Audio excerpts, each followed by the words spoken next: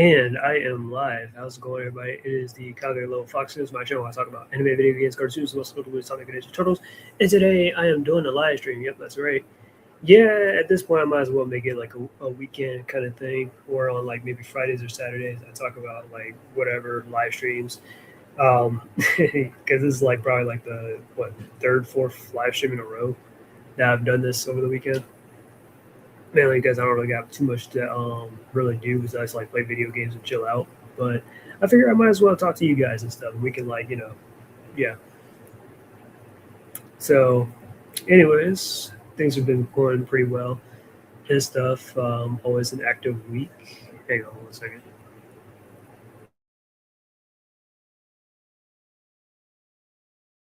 But yeah, always an active week and stuff. Worked like usual. Um, of course, some things always has to happen. Like apparently, last time I went to my job, apparently on Thursday there was a stabbing or somebody got shot or something like that at the back of my like literally in the back of my job or something like that, like where there was like police and an ambulance and stuff. Like I kind of just showed up like right, like not right when it happened or anything, but like kind of like after, like, but I saw the police and the ambulance and I'm like, oh well, this is a good way to start my shift, huh? But they didn't give like too much details or anything, but my coworker said that somebody probably got shot or something like that or stabbed in the back or whatever. So we don't know the full details, but I guess we'll figure out later. So that happened. So that was interesting.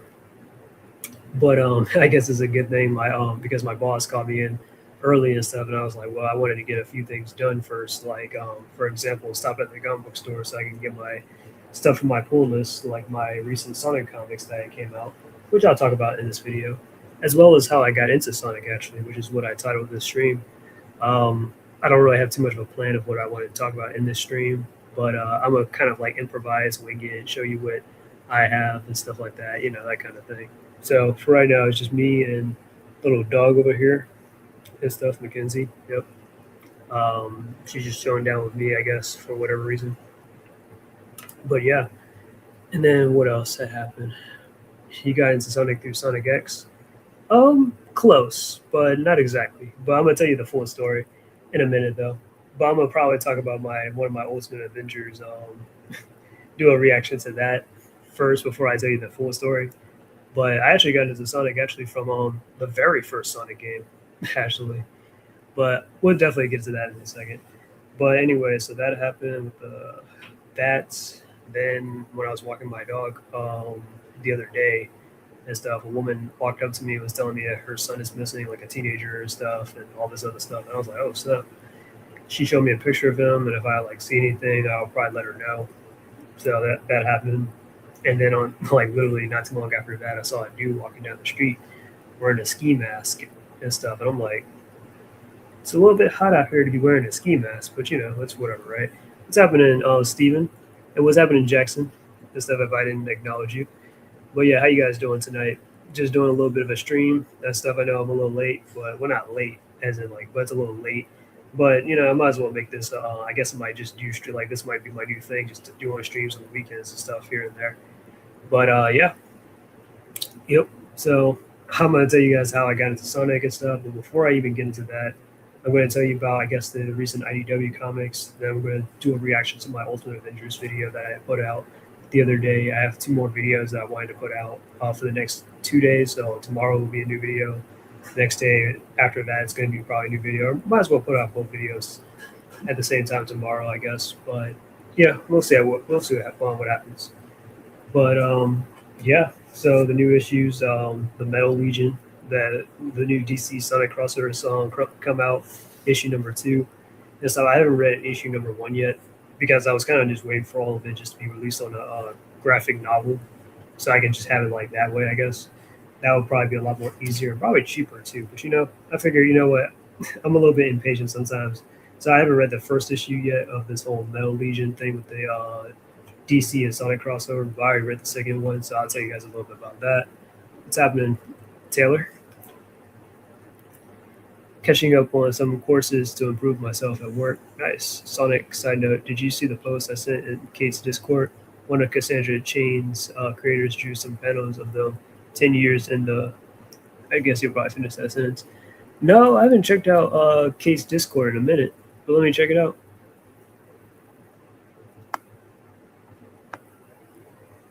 General. That's a cool little Batman thing, though. I'm not gonna lie.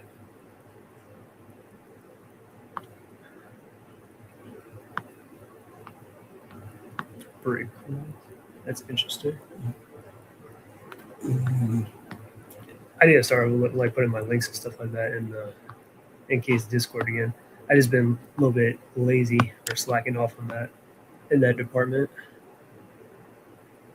I guess you'll let me know when I switch tabs. Future with both as a couple, like who's Cassandra Cain's creator, drew some panels with them 10 years in the future where both as a couple taking on the mantle, Batman's mantle. Not really thought of them as a couple. Wait, Cassandra, who else? Catching up.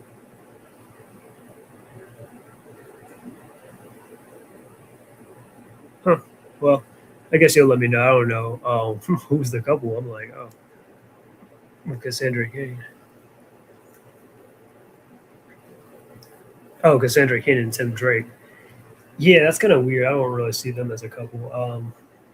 I mean, obviously because they are adopted brother and sister technically, but even outside of that, like, I mean, between Tim and Cassandra has always been more platonic. Where Tim, like, I've been going back and reading some of Tim Drake's original Robin run and like Cassandra Cain's Batgirl run. I think well, I've finished up all of Cassandra Cain's original run by Kelly Puckett, but yeah, it just doesn't really seem like they had a romance though or anything. But there was a moment where Tim was kind of like he saw her in Barbara Gordon's old bat costume when Cassandra was trying that on for a second, and Tim was like, "Oh, Cassandra, I never thought you were." And then Tim was getting beat the hell up and stuff with the yeah because he couldn't focus because she was wearing that costume and stuff like that because he thought she was really like sexy in that outfit and stuff. So that was hilarious.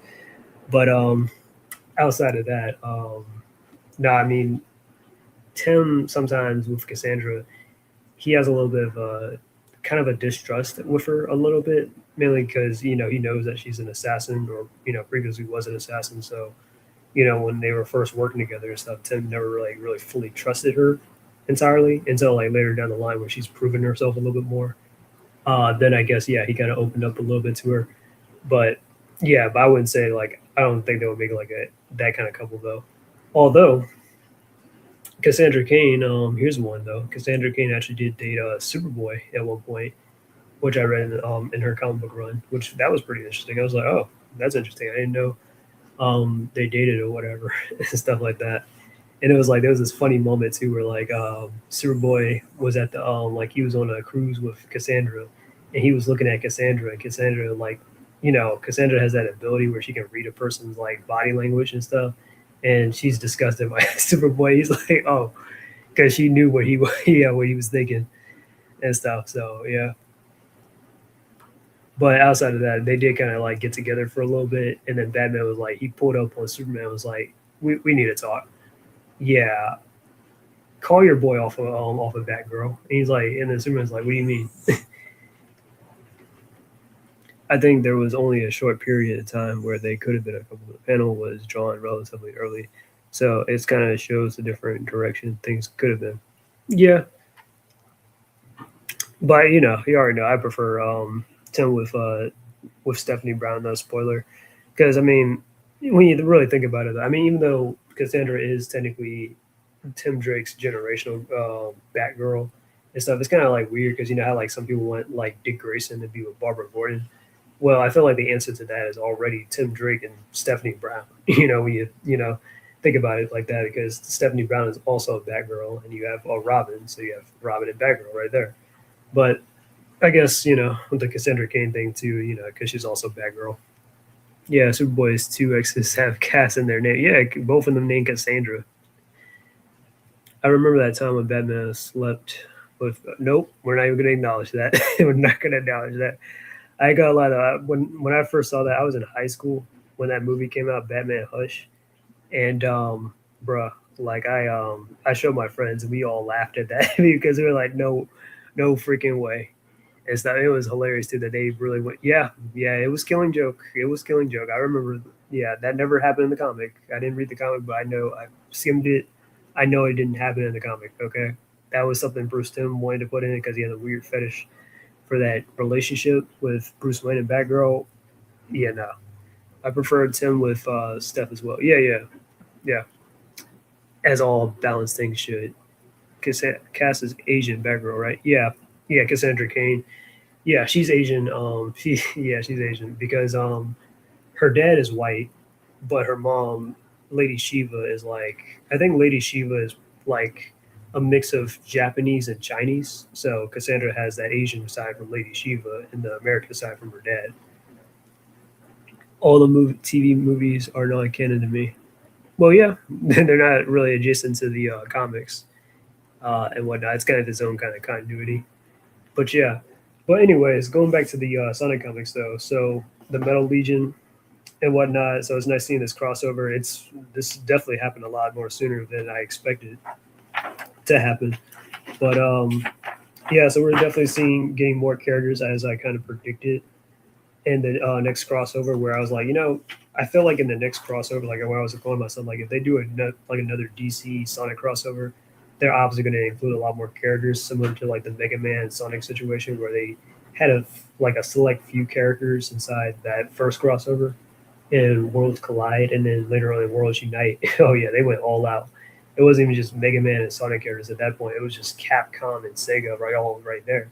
So yeah, so it's the same thing here. Well, not the same thing, but a little bit. Yeah, they're definitely pushing a little bit. Not the boundaries, like not like they got Tingle and Whisper, more of the IDW exclusive characters, but they definitely got more Sonic characters like Vector teaming up with the Questions. So that's pretty nice. I was like, because I was saying with the last crossover, why didn't they just have Vector team up with Batman? I think that would have been interesting because they're both detectives. But I'm like, okay, Question. That's definitely the next best thing. I like that. And then they got Zavok and Vandal Savage. So I like that comparison.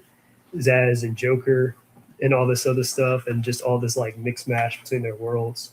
And then they picked some of the exclusive villains to some of the characters and stuff. That was kind of like, I wish some of those villains would have showed up in the last crossover. But I mean, I guess it all worked out because they're here now. So you got Gizmo and stuff, who Gizmo's like Cyborg's personal villain for like the Teen Titans. Although they could have used Mammoth though, that could have been an interesting idea right there. But it is what it is. They got Captain Cold and stuff for like the Flash and Sonic. They got Cheetah for like Amy and Wonder Woman. Sinestro's back because he was in the last crossover, and now here he is again. And you got Black Manta and stuff because Aquaman wasn't in the last crossover, but he's going to be in this next one. So yeah. And Eggman is a huge troll, and I'm not gonna lie, to you, Eggman is definitely a huge troll inside the Metal Legion stuff because he's like, "Oh, Lexi, look what I made," and then Lex sees Eggman wearing like a war suit that he made just to troll him. I was like, "Bruh, Eggman got no chill." And then the other Legion of Doom, or I like to call them the Injustice Gang, but a lot of those guys are like pissed off at Eggman. Is like, man, I can't stand him.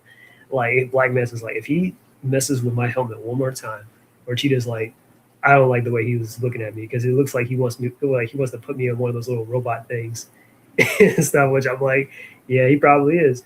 And then Captain Cole is like, I mean, well, I like the guy. And then later on, Eggman's like, am I reading too much into Captain Cold? Because I feel like there's something more with him. And then Catwoman is telling Eggman, like, nah, he's just a guy that likes to rob banks and, like, wants revenge and stuff like that. And Eggman's like, ugh, that's too pedestrian, too cliche. So I'm like, yeah, that sounds something like Dr. Eggman would probably say. So it's nice seeing Catwoman and the Rouge team up and stuff. They're both playing both sides with the heroes and villains. Really, they're on the hero side of things, but obviously they're probably the MVP here, where they're like the double agent ready to kind of portray Eggman and Luthor whenever. So that's pretty fun.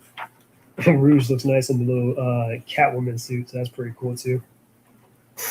So yeah, so this is pretty nice. I'm just looking through it. A lot of Supergirl ads for that upcoming movie, which I'm not going to bother with. Some of the characters wreaking havoc on some of the characters' worlds, like Gizmo. He's attacking the chemical plant and stuff from Sonic 2 and whatnot. You got Cheetah who's attacking Washington D.C., which is like where Wonder Woman stays at in the DC universe. Then you got Sinestro that's attacking Solviana, which yeah, that's pretty interesting. They had him there as Solviana and stuff. And then Captain Cold is I guess he's attacking what Kansas and stuff or General City. Cool little reference with Black Manta attacking Station Square, where he's like flooding it, which obviously that's a reference to chaos or perfect chaos flooding Station Square. Let's see, Metropolis. Yep. So yeah, this is a pretty good comic and stuff. So pretty much everybody shows up in pairs and stuff. Superman, Knuckles, Batman, Shadow, Amy Rouge, Sonic, Flash, John Stewart, Silver, like all of them show up. Tails, Gizmo, just so that the villains can kind of trap them in like the null space. So it's not a lengthy comic, but that's pretty much the gist of how things turn out. So we'll see how they'll have to escape the null space. Whether Sonic and Flash are going to have to move fast enough to escape it, or I have a feeling that they're going to probably get some of the other heroes that haven't appeared in the crossover yet, but was probably in the first one. Like I saw Cream and Supergirl were teaming up. Um, who else was teaming up? Oh yeah, Aquaman and Big the Cat, which that's a hilarious comparison. So yeah, I like that. Yeah, it makes sense. Sonic needs to go to his roots and have another crossover with Sabrina the Teenage Witch. I wouldn't be against it. That would actually be pretty cool. That's probably something they could have done with Archie, though. Oh, interesting question. But who do you think will win, Mammoth or versus Solomon Grundy? Um, Personally, in my I guess my personal opinion, I would say probably Mammoth Mogul. If oh no, you're talking about Mammoth, the Teen Titans villain. Oh well, in that case, Solomon Grundy. Yeah, Solomon Grundy will beat Mammoth and stuff. I mean, they're both big, strong, dumb brute type characters, but I would probably say Solomon Grundy because he's definitely gotten the better over like Superman, Green Lantern, and all that other stuff. But I know he's gotten beaten by Batman from time to time because Solomon Grundy's powers depend on his resurrection. So depends on like he can resurrect and come back just as strong as like powerhouse type character, or he'll just come back just strong as like maybe Bane or something like that. So it varies with his strength. But yeah, I would give that to Solomon Grundy. Although don't get me wrong, Mammoth has fought Superman before too, but I wouldn't say he's just as strong though. He's like yeah, but yeah, definitely Solomon Grundy. At least Eggman fucks in the crossover, proving that he's the hottest man on Mobius. Yeah, he's with Catwoman and stuff like that. Yeah, I don't know. Catwoman will mess around with the Riddler, so apparently she's messing around with Doctor Eggman or whatever. I mean, I don't think anything's going on between them, but I'm just saying, yeah, nothing's probably not really going on between them, to be honest. Ironically, Sabrina and Archie, who share the same universe.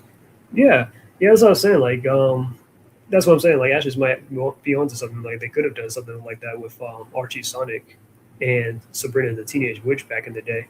Because I think Sabrina the Teenage Witch was licensed under Archie. But I know what you're saying, though, Taylor, that the Archie, the actual Archie comic, or, yeah, Sabrina the Teenage Witch is within that universe. So, yeah, I always forgot that. Honestly, I didn't even know that until Taylor said it. I was like, okay, that's interesting. But I just knew it was licensed by the same thing. I just didn't know Sabrina was, yeah. And then issue 87, it came out where I think this is definitely the start of an interesting arc where Sonic, Tails, Amy, and Knuckles are on Angel Island because Sonic, Tails, and Amy thinks that this mysterious guy is going to appear. He's stealing the Chaos Emeralds, and they think that he might appear on Angel Island to steal the Master Emerald. So they show up just in case, which they're right. He does show up, and then there's this like crazy storm that like separates everybody and stuff like that. So Tails and Knuckles are in a group, and Amy and Sonic are in a group. So right now, they're all kind of separated. Uh, Sonic and Amy are seeing some hallucinations of each other, where they're seeing like them say like some weird, bizarro kind of things and stuff like that. So I'm definitely liking where this is going. Um, this is also written by Evan Stanley. This didn't say, yeah, of course it's written by Ian Flynn. With the Metal Legion thing, I was like, I knew Ian Flynn has, yeah, because they didn't say anywhere. I probably didn't look hard enough. I was like, yeah, trying to find the writers and stuff, but it says so on the front cover. So, yeah, I knew Ian Flynn had a hand in this too because he worked on the last crossover. And he's a huge DC fan. I used to be a big fan of that show. Yeah, yeah, I did like Sabrina the Teenage Witch. I was actually watching it. I've watched the first season. Like I was rewatching. Well, yeah, but I need to probably get back on that train though. Thoughts on DC Raven race swapping to Indian due to DEI and the noses from My Adventure Superman with the Superman trailer of Raven, the Muslim cosplayer, along with the Black Starfire cosplayer. Yeah, I'm not sure if that blew up like that online, but apparently it is. But I think you might be probably referring possibly to Trey's video as well, which I did see that a few hours ago. Yeah, yeah, but I already knew, like, because I saw the trailer for My Adventure Superman. I'm actually about to watch the episode tomorrow. I know I like to hate watch My Adventure Superman. I just have a love hate relationship with that show. Not like on the level with don't like with that Netflix Don't Make Cry show, where it's like, okay, I know it's not the Don't Make Cry that I like, but I can probably get some mileage out of it. My vs Superman, I just love to just make fun of it, kind of like that's the kind of show, yeah.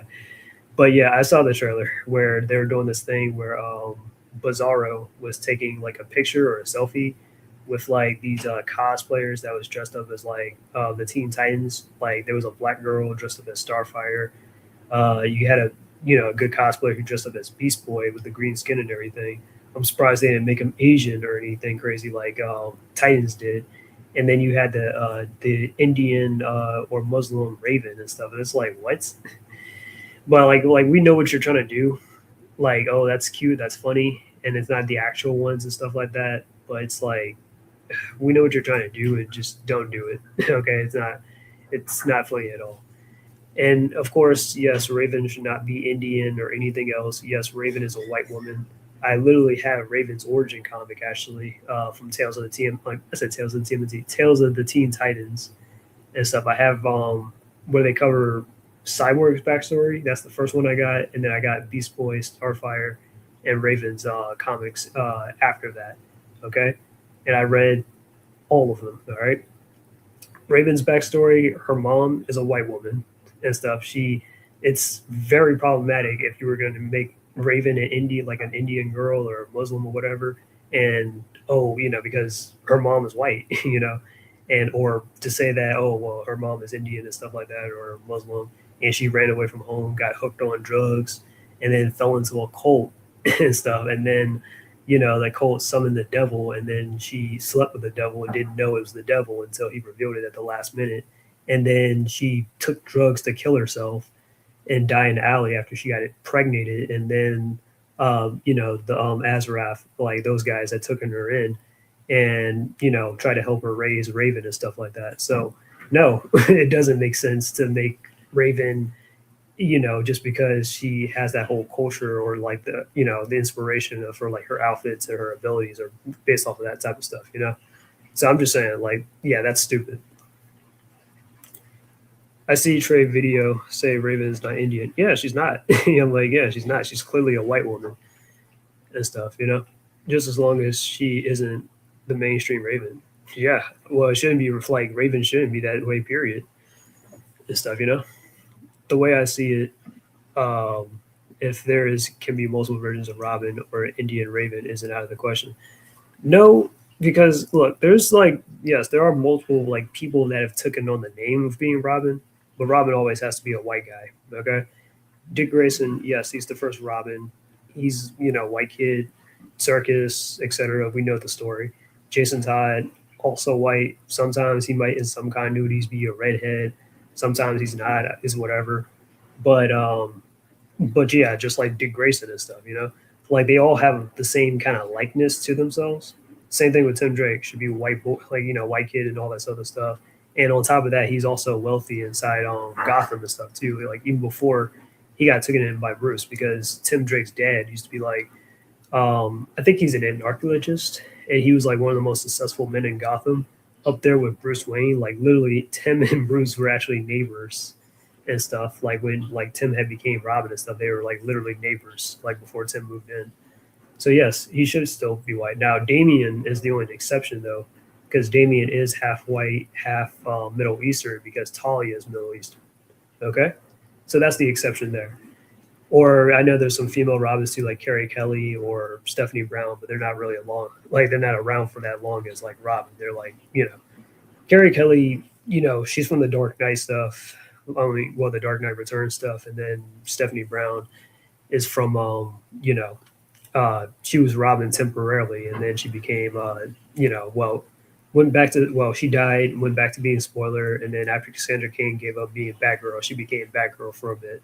So yeah, so no, I don't agree with that. They should not make Raven at all Indian. Okay, it just doesn't work for her origin or none of that stuff.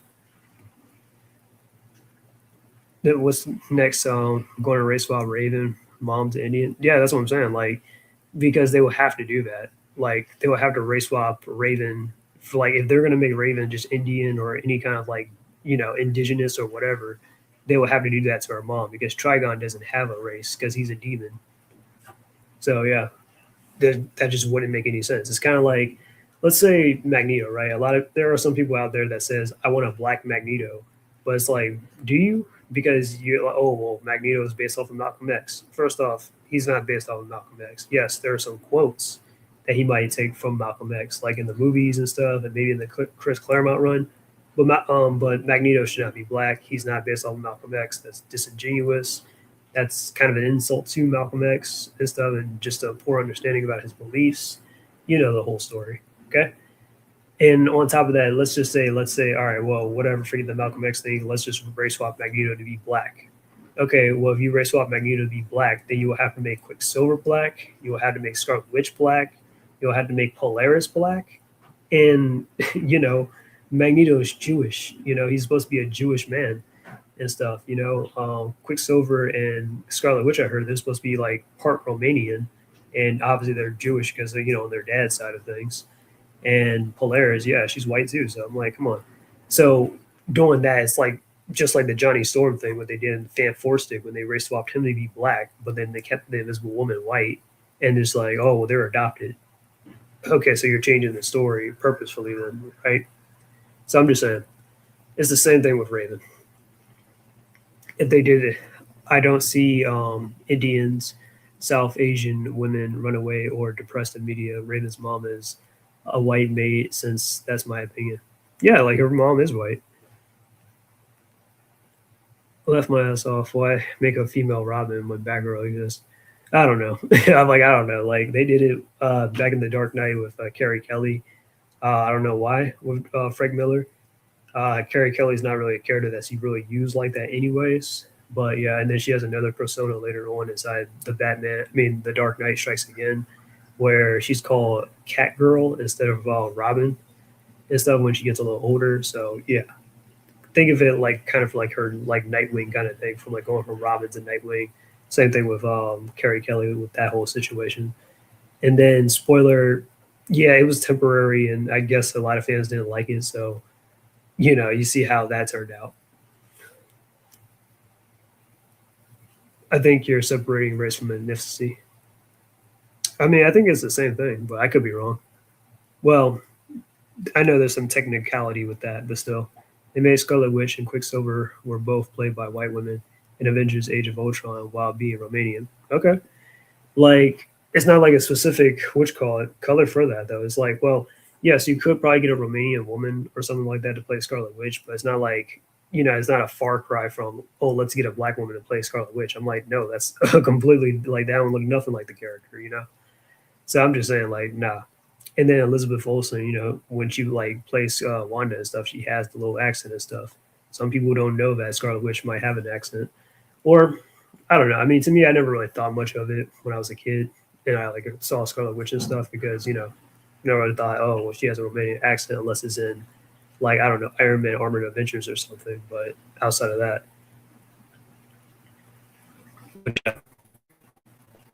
but anyways. So those are the Sonic comics and stuff. I'm gonna probably talk about, since we're on the subject of about talking about DC and Marvel. I guess now would be a good time to go into my recent video. So I was putting out these behind the scenes stuff about. So I recorded based off my TV. I'm pretty sure you guys can obviously tell by that. You saw the video already, where I was trying to like cover the behind the scenes and stuff. of like say characters, and I think I love these. I'm really loving these thumbnails that I had made for it and stuff. I went to Pickmaker and I made these thumbnails. I took a lot of images from like some of the Avengers stuff or like some of the like some of the artists and stuff. So like Jack Kirby, George Perez, something from New Avengers, and then on here, Brian Hitch, and I took another New Avengers thing and Black Panther because Ultimate Avengers is really about the Black Panther. So I'm gonna break some of this stuff down and stuff. So yeah, I'll probably talk about the second one probably in next week's stream or something. You can see me over there after I just started the camera. I'm trying to get out the way. But yeah. Oh yeah, there was supposed to be music for this, but I had to cut it due to copyright. So there's that. Suggestion: I know you made a video about April forever ago, but would you talk about 2012 April? I'm still shocked that people still trash. Sorry. What's happening in Sonic Rush? How you doing tonight? It was supposed to be, I think that song that was playing was called Quest for Glory. They said in the copyright, but yeah, suggestion. I know you made a video about April forever ago, but would you like to talk about 2012 April? I'm still shocked people still trash her. Ironically, how Katara was trashed at that time. I don't know people that really trash about Katara like that, even though that's ironic because Katara and April both have the same voice actor and Mae Whiteman. But yeah, I mean, if you want to ask me some questions, I could probably answer some of them about April and stuff. I don't have a specific idea of what I want to talk about right now, like or do a potential video talking about like April and stuff.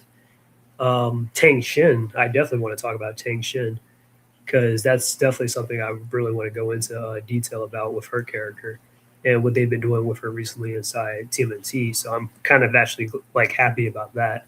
So I should acknowledge that. But nothing much. Just planning gaming games at the moment. Nice.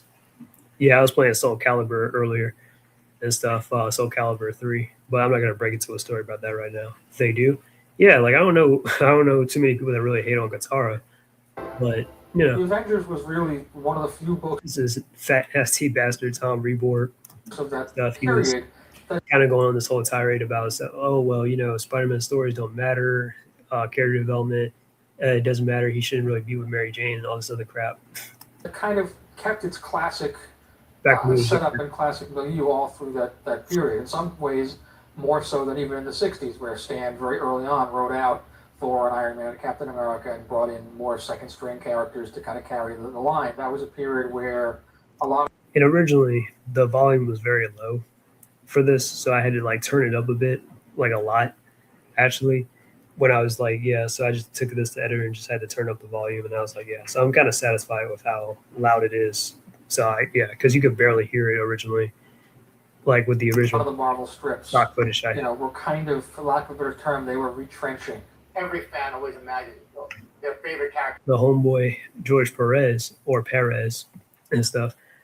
I completely forgot George Perez had worked on Marvel, and this is actually probably my first time actually learning about George Perez. So I saw this a long time ago because Ultimate Avengers was 1 and 2 were these two animated movies about the Avengers, which was my introduction to the Avengers before, like the MCU and all that. And on the like, I had these like DVDs and stuff that I got from like Walmart that my mom and my nana got for me, and on the bonus features, of course, because remember back in the day, DVDs had bonus features and all this other stuff behind the scenes. And I would love to watch that type of stuff to like figure out how they like made this type of stuff, right? So, you know, these were like one of the things. So this is like my earliest exposure to like, I guess George Perez and a lot of these other guys and stuff. But yeah, like I just recognize definitely George Perez for a lot of his work on DC because he worked on Wonder Woman and Teen Titans and stuff, and he had co-created a lot of the characters like Starfire, Cyborg, and Raven and stuff, who we were just talking about earlier. Meeting the other characters. So when the Avengers first came out and seeing them all together with the Hulk and Giant Man and the Wasp, you felt like you were getting more bang for your buck if they were all there. The classic Hallmark Avengers period kind of goes up to around about issue 200. And so I was coming in, somewhere in the 160s So it was very prime real estate to kind of enter the book and enter the series. It was really at a classic high. Once Stan, juggled the team in issue 16 and brought in Hawkeye and Quicksilver and the Scarlet Witch, it became much I actually do have this comic. I have more of what we consider a traditional, typical Marvel comic, where it was more. I have this graphic novel called The Essential Avengers. So Marvel has some of these books sometimes called The Essential, whatever the title is, Essential Avengers, Essential Spider-Man, Essential Daredevil, whatever, stuff like that. So for me, since I had Essential Avengers, it covered like the first Avengers comic from like issue number 1 to like issue number 20. So it's like 20 issues in one, and it's definitely like these like old 60s like type of like comics and stuff. Unfortunately, they're all black and white, but I still read it regardless though, like as a kid. But it definitely would have looked a lot more better in what you call it, if it was in color. What's happening, Dr. Hino? How you doing tonight? And since I'm live, I can definitely acknowledge this. I noticed that you definitely changed your profile pic with my picture and stuff. I definitely appreciate that. I wanted to say something like a community tab and stuff, but I really appreciate it though. How you doing? I'm just talking about Ultimate Avengers and stuff, and I'll probably talk about my story about how I got into Sonic and stuff. I feel like Tang Shin needs to appear in the movie. Some more casuals would know about her, since apparently the 90s didn't make her popular. Well, it's not about making her popular, but like, because I can understand, because Tang Shin just is supposed to be just that character that gets killed off, and it's like, because she doesn't have any direct so I'm not complaining about like how she was portrayed in the 90s TMNT, because that's just how it was. But nowadays with IDW and stuff, and how they're kind of expanding with Tang Shin with the whole spirituality thing. Oh yeah, I definitely like that, and that's where I'm like, okay, now I definitely want to see more from Tang Shin. Anyways, let me keep playing this. More about the personalities of the characters. Man, and if you look at a lot of these guys nowadays, because this came out in the 2000s, a lot of them are definitely older and stuff like that. How they interacted, more so than the thread of the week, because it was 1963 and. I love the artwork a lot, and I'm okay. First book of the year is ready for pre-order. Nice. I should definitely pre-order it. Personalities and characterization was sort of It's a new thing, a new trend in comics. They didn't really get into it as deeply as we would today. Yeah. Iron Man, the technologist and the futurist and the rationalist, would have no common ground with Thor, the eternal, long-lived Viking warrior god. I had that first issue. That was the ending of it, where like Thor had like defeated the eternal, long-lived Emperor the fight with Hulk versus Iron Man, Giant Man, and Wasp. Viking warrior god. When I first took on the Avengers, actually I had two separate and distinct runs on the Avengers. The first time was in about 1974, when I first started in the industry. I got into Spider-Man. I got into Marvel Comics because of the Maximum Carnage, and then some Unlimited Spider-Man comics. Yeah, for me, obviously, there was a lot of the cartoons and stuff, and then, seeing these comics and stuff like that, or I feel like people would go woke witch hunting because of how dare writers turn dead wife trope into an active character. Yeah. Yeah, but it was the 80s though, so. I came in as one of the few artists who was volunteering to do the Avengers. So it wasn't a book that they were assigning to me. It was a book I was actively asking to do. As much as any arrogant kid who's only been in the business 1.5 years could do. Your sense of grandeur is a little overinflated, but it's that ego that helps fuel a lot of artists to take on assignments that others may not think is right for. So I love the idea of going all the characters, so I wasn't confined to one. The regular artists on the series had gone on vacation for a month. The production manager over at Marvel Comics called me up and asked me if I was willing to do a fill-in issue. So when George Tuska went on vacation for what was supposed to be only a month. Looking at these images and stuff when I was a kid, this really, when I watched this really got, and I probably didn't understand every word that a lot of these guys were saying and stuff like that, or get the full, the memo like that, as I do now as an adult. But looking at these images and stuff has definitely inspired me to want to draw and stuff back when I was a kid, or want to be a comic book artist and stuff like these guys. I snapped it, did my best work. The writer, everyone involved. So this guy George is very rough, but he definitely enjoyed. There you the '90s Spider-Man cartoon mostly got hooked after watching the Sam Raimi movie as a kid. Yeah, I think. Well, now that you mentioned it, I guess the Sam Raimi movie was probably my first exposure actually to Spider-Man. Or it could have been the Spider-Man cartoon. It was both because I remember that movie came out in 2002, and I was like probably like 3 years old around that time. So I was obviously a little kid. But I remember like my aunt Equinette. I think it was probably Equinette. I think her, my dad, and a few like my sister, I think, and a few others. Like we went to go see that movie and stuff. Like I think I've always seen all the Spider-Man movies with family members and stuff. But I'm not gonna go into that much detail right now about that.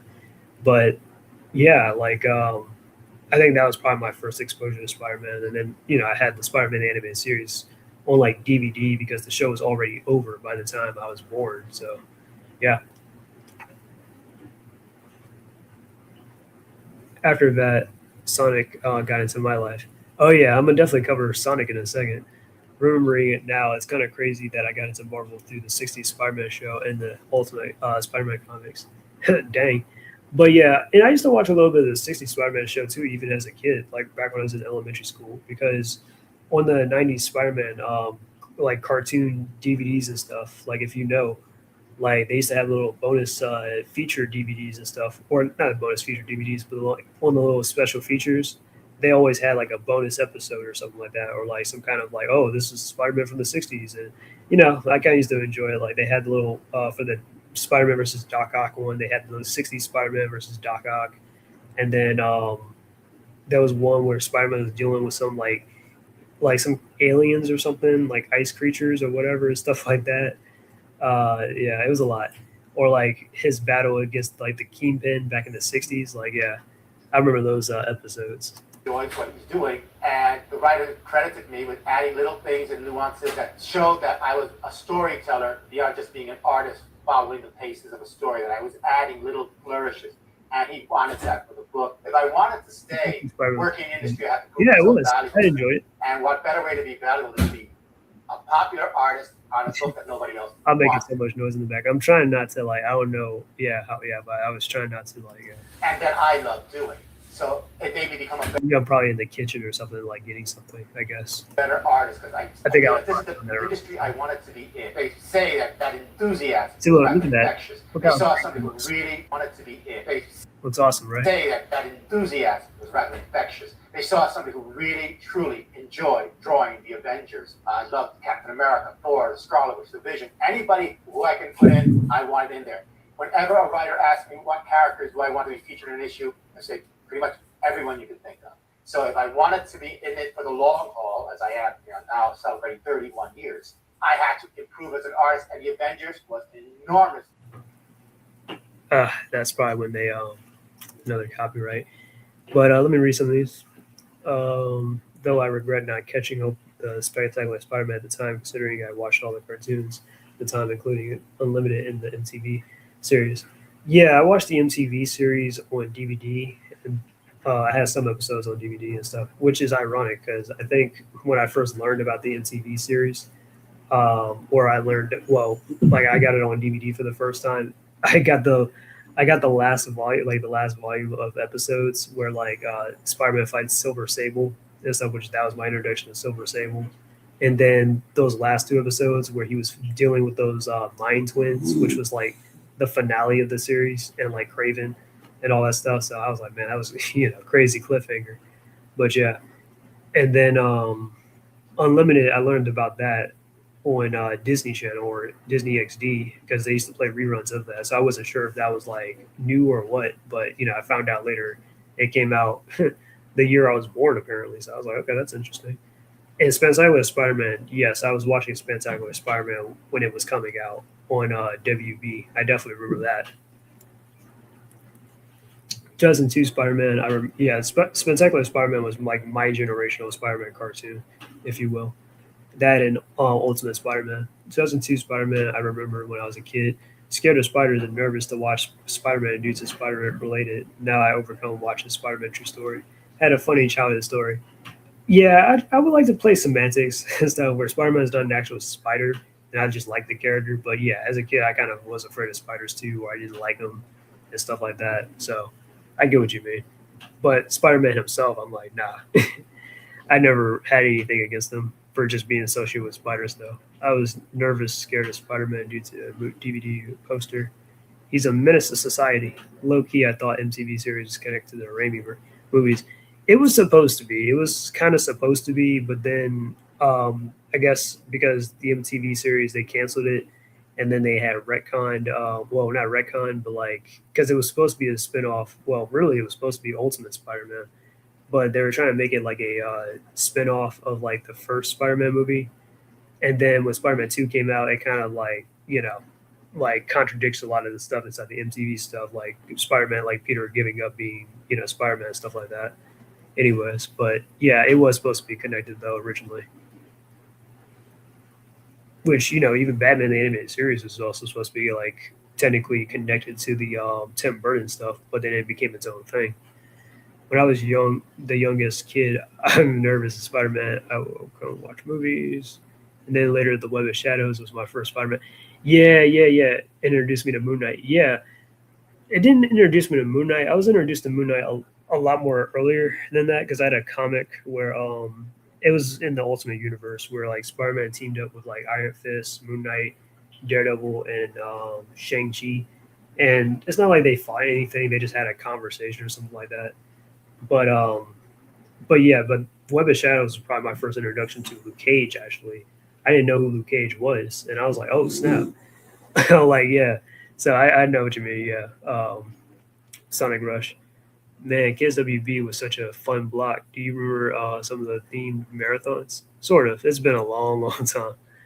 Black Cat. I just remember I used to watch Kids WB back in daycare and stuff. Definitely, Black Cat and Luke Cage.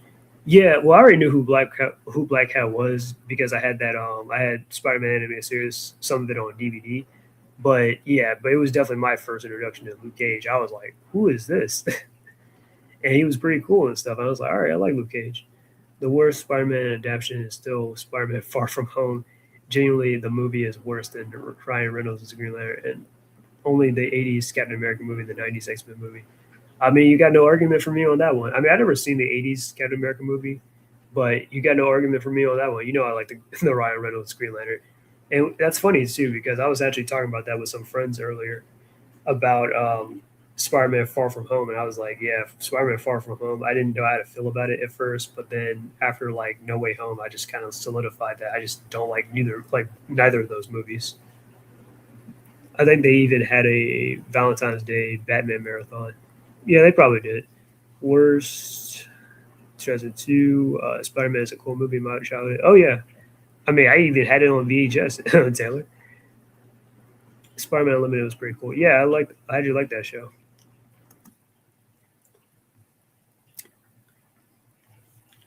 I know it was a little bit different, but I mean I like different because that costume was like badass and stuff, and the story I was kind of interested to see where it was going. And on top of that, it's supposed to be a successor to the Spider-Man the animated series. So I know some people try to pretend like, oh no, it's not. No, it is. It is and stuff. It is the true successor to the Spider-Man the animated series. I mean, that was the first volume of the Avengers, which lasted well into the hundreds of issues. Then it was canceled for a reboot called Heroes Reborn, which lasted only about a little over a year. And then they decided they wanted to go back to the original Avengers, as they were with the original history. And that became Avengers Volume 3, which is the one I did with Kurt Busiek. Yeah. I had the advantage of working from issue 1 to my last issue 34. Trying not to make too much with some noise. fill-ins in between, but I did also a lot of double issues in between. It gave me a run that was distinctly mine. There hasn't been a single artist in Volume 3 who lasted as long as I did on that series. So definitely it became the Busiek Perez Avengers. George was the first guy attached to Avengers.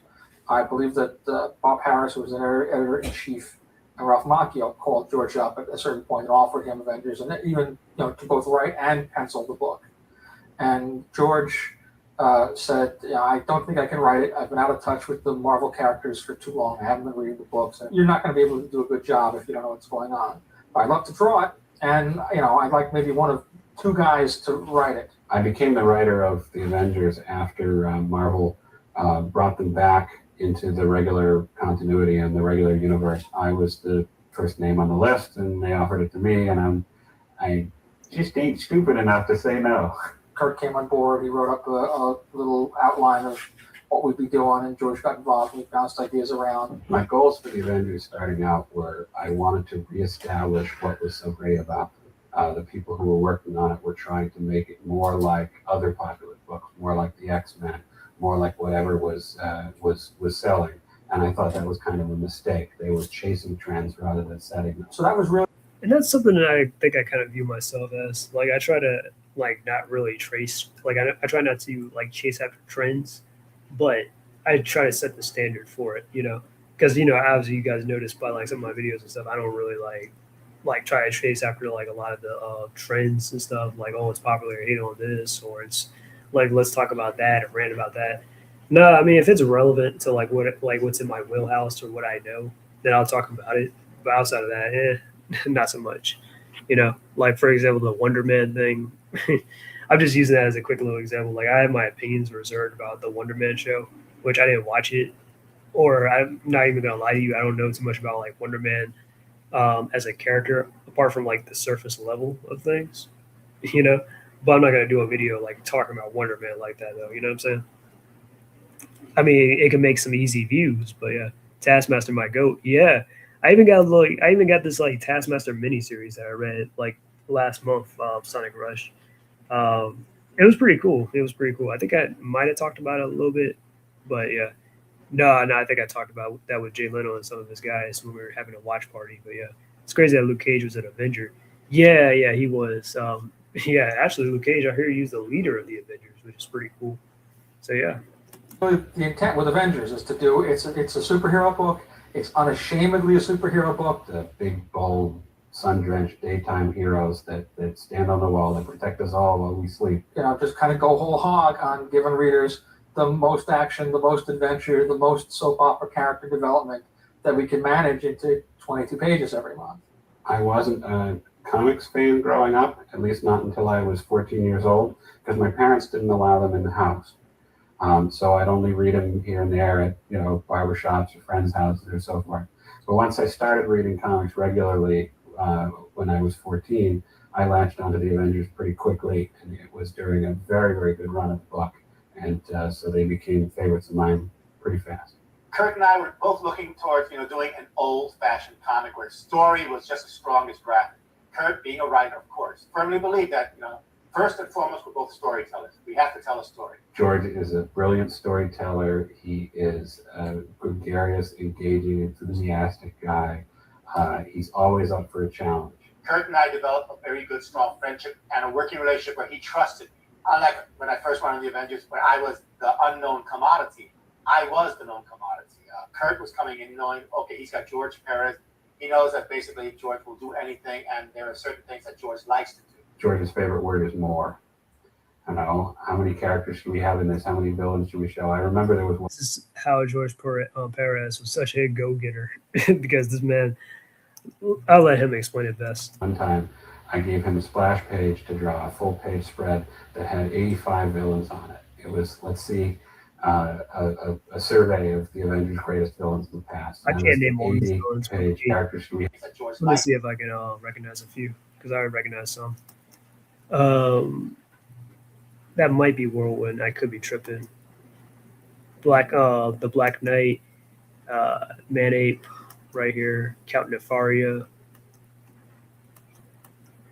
Let's see. Is that Dormammu right here? The Absorbing Man. Claw. Molecule Man. Zodiac, I think. No, this is Count Nefaria right here. That's definitely him. The Grim Reaper, Loki, Enchantress, the Executioner, Princess Python, Baron Zemo, the Mandarin, Kang the Conqueror, Ultron, Thanos right there, Doctor Doom, Magneto, the Ringmaster, Living Laser right there. Yep, I know my Marvel villains. Anyways, let me unmute this. Should we have in this? How many villains should we show? I remember there was one time I gave him a splash page to draw, a full page spread that had 85 villains on it. It was, let's see, a survey of the Avengers' greatest villains in the past, and I listed 85 villains he could draw, and Oh yeah, put that's in notes saying, right. you don't have to Right draw next to all. Dr. Doom. He threw in another 25 just for fun. I wanted a book that could be reread and rewatched Man, that's hilarious. and find something new. And Kurt provided that in his writing. He often This is what we need more of from like current day Marvel and DC, because I just doesn't really feel like a lot of enthusiasm goes into a lot of these books, where like a lot of these like writers and artists don't really feel like they care about doing what they do sometimes. I mean, don't get me wrong, there are some good artists, but it just feels like the writers just don't meet them halfway sometimes with that kind of thing, clues. or they're just not getting Upcoming creative storyline. enough, because now that they know that this stuff can become mainstream and it can be put in a movie someday, they focus more of their efforts on putting like stuff like that into the mix versus actually trying to just work to please the audience that they already build up with. One of the things in working with Kurt This is probably my first introduction to actually Carol Danvers, Miss Marvel. is that I have been away from the Avengers for so long that I really relied on Kurt to do much more of the story In this, and the plotting. So I trusted him to come up with ideas, and sometimes did not know exactly where he was going. George did used to say that when we got when he'd get a plot in from me, the plot would be this thick, and the reference stack of Xeroxes would be this thick, because I'd be referring to so many other. The last time I read a Moon Knight comic was when vampires were around and Taskmaster was ordered to kill Moon Knight. Luckily, Taskmaster refused. Huh, nice. I need to read Moon Knight. Issues or other characters or so forth and so on. My job was to take what he gave me and add the flourishes. And if I were going to do any changes, it was usually just how to get to the same point in his story in a different role. Again, like choreographing a fight, or realizing, well, he's written about these characters, but hasn't explained what this character is doing in that scene, and I will add that in, always at the service of the story. If I'm going to make any changes which affects the story, and I think, this might work better, I would always call him first. I always do that with every writer. He thrives with a huge cast. He's terrific at drawing any number of environments from, if you ask him on page 6 to show a bunch of heroes fighting in the depths of hell, and then the next scene is set on a space station, and the next scene is set in the heart of the sun, and the next scene is set at a fancy restaurant in Manhattan, all of it will be dramatic, all of it will be believable, all of it will look cool. By the time I came back to the Avengers in the 1990s, I had not been doing the book for well over a decade. So I was very, very rusty. Here, Kurt knew the characters. He could take what's already been established, dig into their history, and throw a new spin on it. He was great at throwing fastballs and curves. I've said many times that when I turned in my first plot for the Avengers, it was a Kurt Busiek story. And when I got the first pages back from George, all of a sudden it was an Avengers story, because George. Oh yeah, Vision. I should join your stream one day. Yeah, I've been thinking about wanting to bring you on, Dr. Hino, to my stream. I do know a way to contact you on X. I don't have any ideas of I do have an idea. We could probably talk about like independent stuff and all that. That'd be pretty cool. I'll probably have to think of some stuff, but yeah, I'm gonna definitely reach out to you someday about that. I think the main problem is that some of the writers just want to be seen as better than others instead of just being themselves. Yeah, that too. That could be a thing. George had just made it look like it ought to. He made it look big and dramatic and over the top and amazing in the way that only he can do it. If he said characters are walking through a door, I would have an entire sequence showing retina scans, and then there was one page that he particularly liked where he described that they walk into this computer monitoring room, some kind of a government security agency with computers and surveillance and everything else. And instead of showing a straight-on shot of the characters coming into the room, the Avengers coming into the room, I went straight into a down shot and made it You gotta see how cool this looks. multi-layer in rings, so that you see a bank of people on the upper level looking down. There's another level under them, another level under them, and the Avengers, the smallest things on the page, coming into the room. So it's something Kurt was not expecting. The whole time I was working with him, it was wonderful to see him telling my stories, but telling them in his way, and that just enhanced them in a way that made the book twice as loud as it was when I was done with it. My greatest compliment from any writer is when they say, I am nuts. Of course, that took me a lot longer to design in addition to execute. That's what makes it so much fun. When the characters are fighting, now most writers will not choreograph the fight for me. They will not say this person does this person does that. They may say who wins, they may make a suggestion. They leave the choreography to me. I become the person who handles the way we get from point A to point B in the action. And sometimes it zigzags back and forth. George has always been the kind of artist who knows that every month there are new readers coming into the industry, and he's got to capture their attention without them knowing that he's a big star from, for the past X number of years. If you're doing your job right, then you're directing or choreographing a silent film where so much of the action is shown in the graphics that the writer basically all he has to do is minimal title cards to give motivation, to give exposition. If the writer has to explain what I've just drawn, then I have done my job.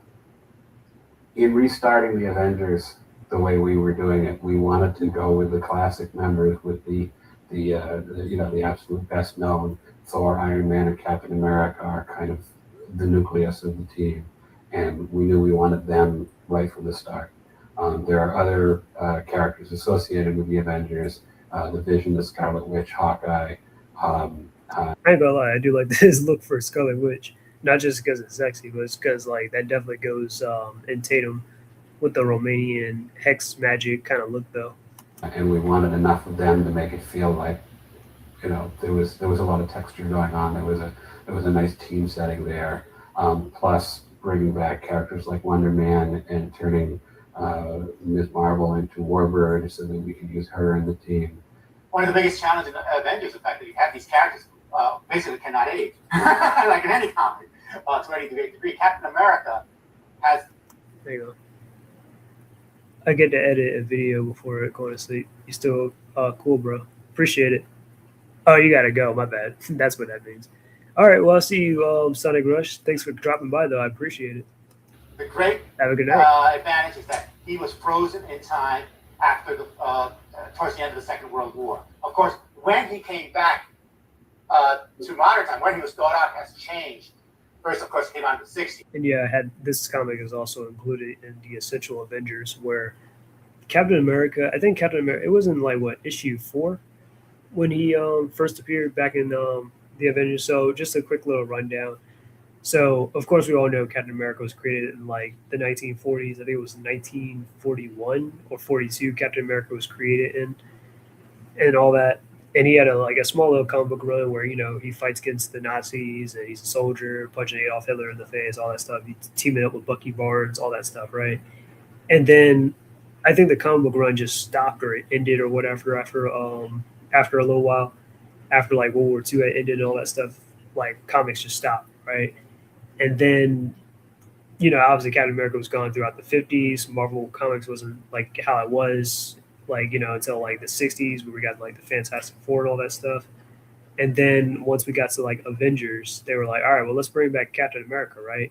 And they were like, okay, well, basically the justification for Captain America being as young as he is now and stuff like that is that he was frozen on ice because him and Bucky were trying to stop a missile. So originally Bucky was supposed to die in the missile, but then it wasn't until like 2005 when they decided to bring back Bucky as the Winter Soldier. But originally, yeah, they had Bucky like killed off in the by the missile and stuff, and Cap fell into the ocean or whatever. He got frozen and whatnot. It originally was supposed to be like 20 years after World War II, so going into the 60s and stuff.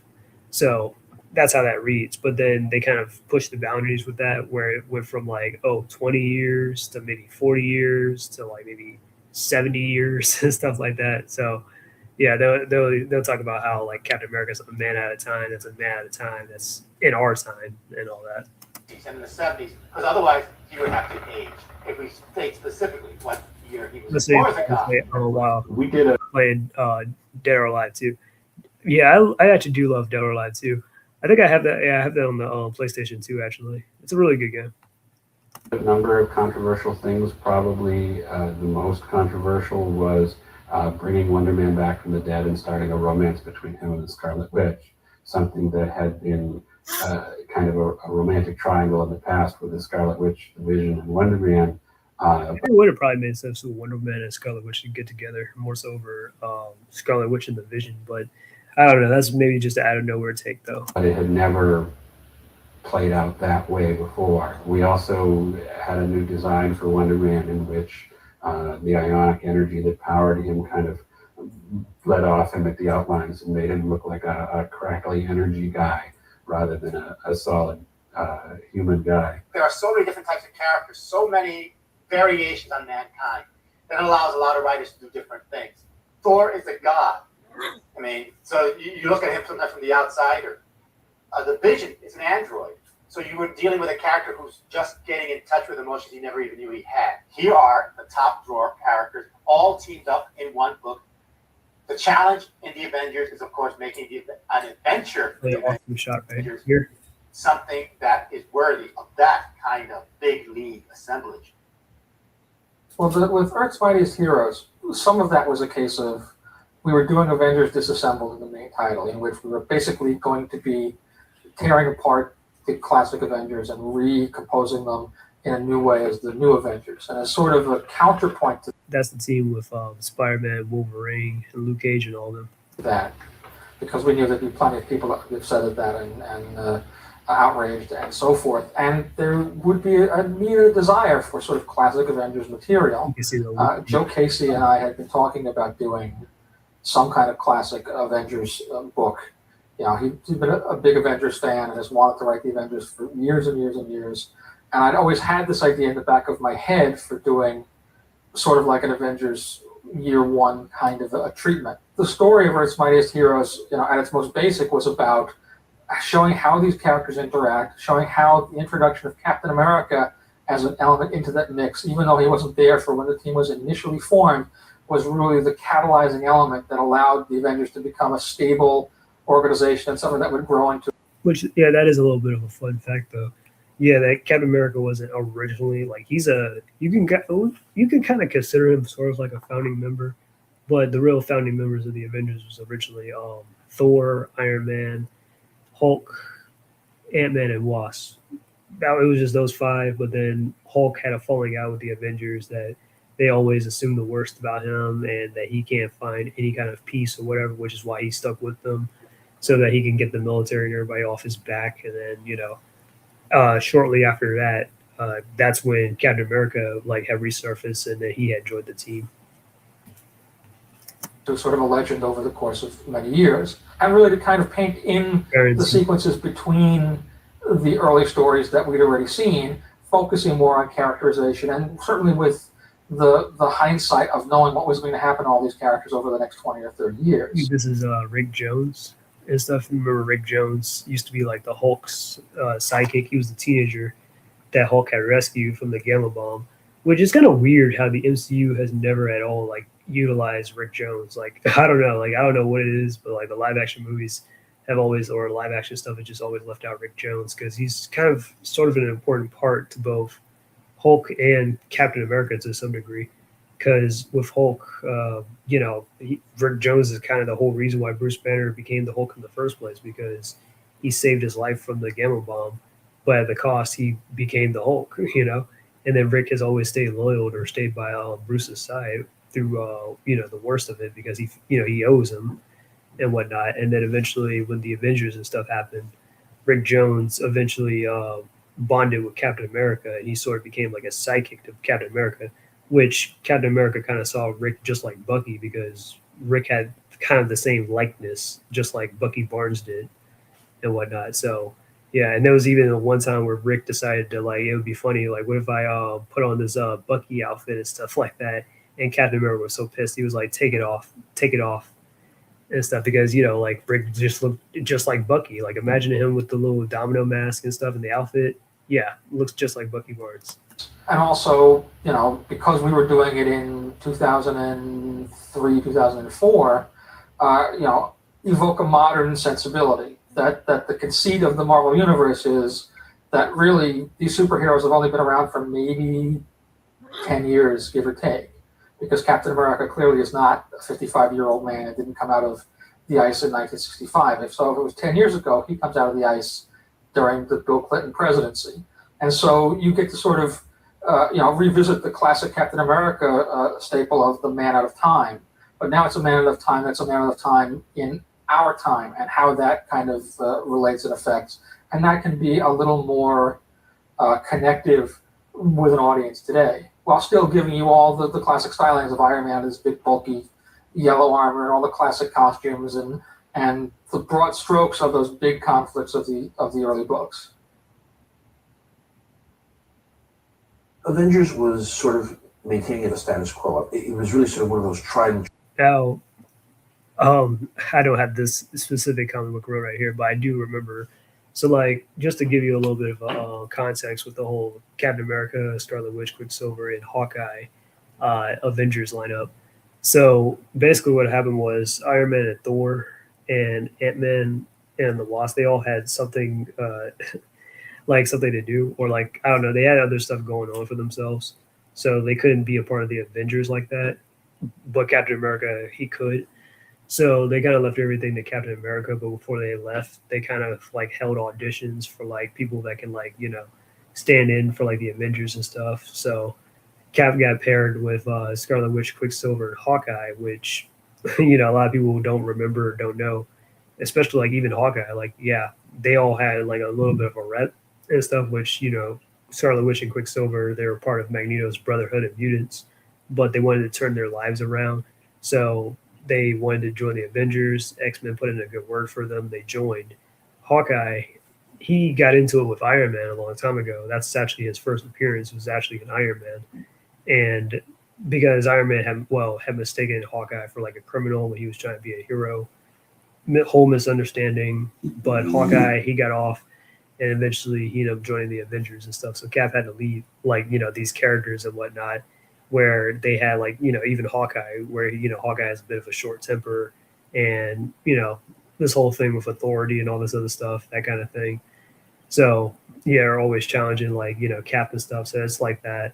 Quicksilver has a bit of a short temper, and he's a little bit overprotective of like, his twin sister, Scarlet Witch. And Scarlet Witch actually idolizes Captain America and stuff. So, yeah. titles that, was sort of, still being written and drawn in the traditional sort of Marvel fashion. It was giving that segment of our Marvel readership exactly what they wanted out of the Avengers. There's a traditional way that book sort of ran. But there was also a part of me that felt, this book can be so much more if we're willing to just shake it up a little bit.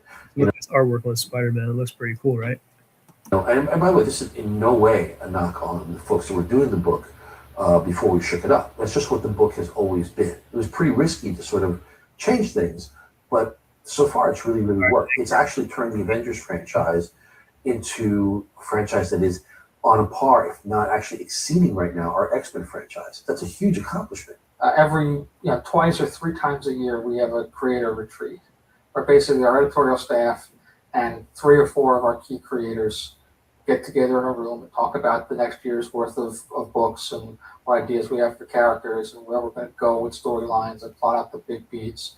What happens is, though, again, when tradition sets in, people start to view it as like, well, it is those characters, those were the original Avengers, and there's no reason why any, all these other characters should be in here. But the truth of the matter is now, looking at Marvel year 2005, when you look at what our top characters are today versus what they were in 1962 or 63, it's significantly different. Sure, some of them remain the same, but it is significantly different. And I'll never forget the meeting where it all sort of came to a head. It was one of our creative meetings, and I was sitting next to Mark Millar and Brian Bendis at the time, and Mark was recounting how, being Scottish, he was always looking for a bargain as a kid. There was just something I always liked. No, Taylor, I have not seen Transformers Prime yet, unfortunately. But is there like a question you want to ask me in particular about Transformers Prime? Like, or did you just want to get my like take of like what I thought of like the movie or something? About them, I think they just seemed like, all the coolest guys all in one team, and as a typical Mark Millar, the guy that created Kick-Ass and all this other stuff, and wrote the Ultimates. I like the idea. Man, Mark Millar's work is so just random. it out there, but you know. Of getting all these characters that maybe cost £1 each in their own comics, getting them all for £1 on one book. It was a nice, cheap way of getting to read all their adventures. Like it's And I loved the idea of that. Just when you picked up one of those comics, everybody you liked was in the one book. So we sat there and we're like, well, yeah, I mean, if we want to make Avengers #1 book, joke. which it should be, it's Earth's Mightiest Heroes, okay? And in which case, then why can't Wolverine be it? I mean, Wolverine is arguably one of the biggest movie stars in the world right now. Why can't Spider-Man be it? And, the traditionalists in us start to raise our hands and say, well, Peter Parker can't be an Avenger because of X, Y, and Z. But what if he was? What kind of fun stories can we tell? I mean, Peter's a loner. Yeah, I know, but what happens with a loner when you throw him into a group of superheroes? What sort of fireworks ensue? And we started playing that game, the Wouldn't It Be Cool game. And before you know it, we had great stories that were just happening there at this conference. And we realized, it is possible. And then, like with everything in comics, we released the news, and the internet fans loathed it and hated it and said it would never work. And lo and behold, we have the #1 book in the industry. I think New Avengers, it's a book that's certainly more in Brian's wheelhouse. In that whatever ties it's cut with the classic Avengers and the classic Avengers style, it allows Brian to play more to his strengths rather than the expectations. Ryan started to come up with the idea for Disassembled in order to sort of get the ball moving, not just for the New Avengers, but also for House of M, which was, again, very important to us. At the end of Avengers Disassembled, what we discover is that the Scarlet Witch, who has always sort of been a mainstay of the Avengers team. I'm back. I had to get some water for my dog because she wanted water. Transformers Prime is available and TV streaming. Nice. Yeah, you already told me. I have a question. Have you seen the Digital Circus final finale? I've seen the movie. Yes, I did. I did see it. Actually, I saw it in theaters last weekend and stuff. Kind of wish I would have waited, just to see it on Netflix or online. I don't think it was entirely worth it to watch it in theaters, but I just was like, you know what? Let me watch it in theaters just because, I mean, I knew they were going to release it online, but I was kind of just like going to myself, like, you know what? There are just some things that you just got to see on the big screen and just, take advantage of and all that. Hang on one second. I got to let my dog out because I guess she must use the bathroom.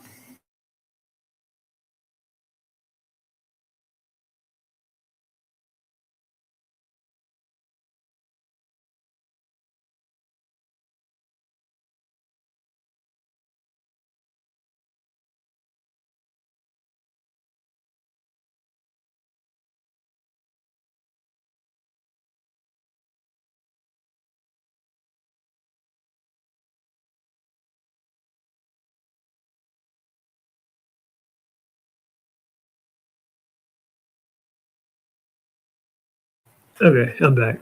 So, yeah, because for me, sometimes there are just some things that's just worth seeing in theaters sometimes. So I saw it in theaters. It wasn't bad, but God, they were killing me on that part with Jax. They were like trying to allude to Jax is like, something. I was like, oh God, here we go with this bullshit. But other than that, I mean, it was a decent movie. What did you think about it, Taylor? Or did you see it yet? Really, because of the nature of her powers and the magics that she taps into, is really not playing with a full deck. And she's been progressively getting worse and worse and worse under everybody's nose for years, to the point where she is inadvertently and sort of accidentally responsible for destroying the classic Avengers team. It's a mystery book, but it's also launched a number of other really great titles, Young Avengers being one of them. We've been able to relaunch a reinvigorated Captain America book. It's really helped out all the characters that are sort of involved there. Not only that, Spider-Woman is like a major player in the Marvel Universe now. We're actually going to launch a Spider-Woman title. Who'd have thunk, it's really been very, very helpful in a number of different areas by revitalizing the Avengers, revitalizing the core Marvel Universe. It's always easier to reinvent the wheel than to invent the wheel, and it's the same sort of thing, with the Ultimates. The Ultimates is a brilliant book, but by the same token, it's a brilliant book that has a brilliant book as its foundation, as its basis. There was something very real life about them in the period that I was reading them. Like in the UK, we got reprints of the books that guys had read maybe 5 years before in the US. So I was reading the John Buscema, Roy Thomas periods as a little kid, and I loved that. You know, the idea of superheroes sitting around the kitchen having coffee and so on, and sitting watching television and going to each other's stag do's and weddings and so on. It just all seemed very real. And you didn't really get that stuff at other companies and sometimes even in other books. After 3 decades and change, I still love what I do. I have had offers in animation, I've had offers in advertising, even storyboarding film. I love drawing comics. This is what I do. My goal is to be like Norman Rockwell, who had an unfinished picture on his drawing board. I want to have an unfinished picture on my drawing board. I just don't want it to be the one that I'm drawing now. My mom and I I think my my nana has a painting of one of Norman Rockwell's things. I kind of searched him up and I was like, oh yeah, I've seen that painting before. I think my nana has it in her basement. I think it was of Ruby Bridges going to school and stuff like that. are the 2 really important people in my life. And I know that they're proud of the artist I became. I want my mom and my wife to always be proud of the man that I am. It's always good to read a stage where people are still paying attention and not wait until you're completely tapped out and dry and they're going, will somebody bring on somebody else? For God's sake. Wait, you say Hawkeye died? This interview's over. I'm out of here. I'm sorry. Yeah. And there I am right there. All right. I think you could probably see me too Somebody else wait. Proud of the life. I just love that. 3 They read in 5 years. on the couch. Or was that the last? And then, yeah. Well, whatever. Anyways, now that that's out the way, I'm gonna read this and then I'm gonna tell you about my story about how I got into Sonic. Been looking through some of the worst Sonic fans. Was surprised to see one going on a rampage saying that 2012 Mona Lisa is a Mary Sue. How? And how she manipulated Raph. Mary Sue should be prohibited as a term. Yeah, I feel like a lot of people abuse the hell out of the term Mary Sue or don't understand the meaning of it. Because, which I know a lot of you guys aren't exactly, I'm going to use Korra, for example, from Avatar.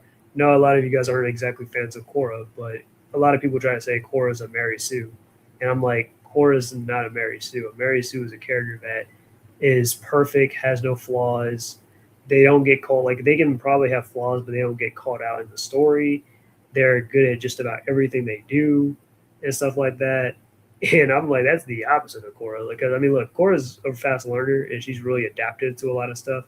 I will say that. But, how many times have we had in the show where she's, struggling to, learn how to, I don't know, spiritual bend or how to air bend and stuff like that? Isn't that not a flaw? Or, decisions that she's made and that gets called out by other characters, or she got exiled from Republic City and stuff like that. So I'm just saying, that's not what a Mary Sue is, because they help, they hold her accountable to some of her actions and stuff, So yeah. So I don't know, but Mona Lisa is definitely not a Mary Sue and stuff. That would mean that she's perfect in everything she does and stuff like that, which she's not. She definitely did betray Raph.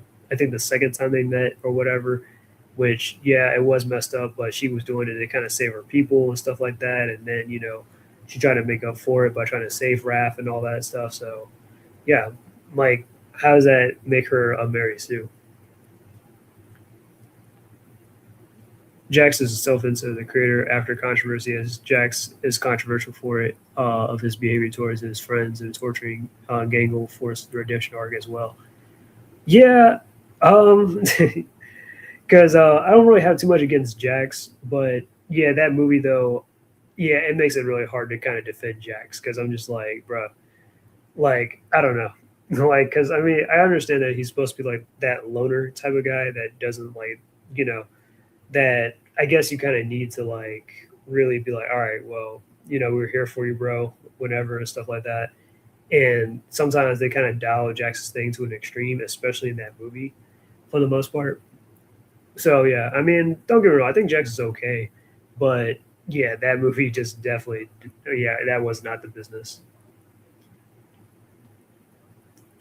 To me, she is a bit of a Mary Sue in season 1, where Aang just returned her bending, even though she didn't learn spirituality. Not really. Again, she was struggling to learn how to airbend.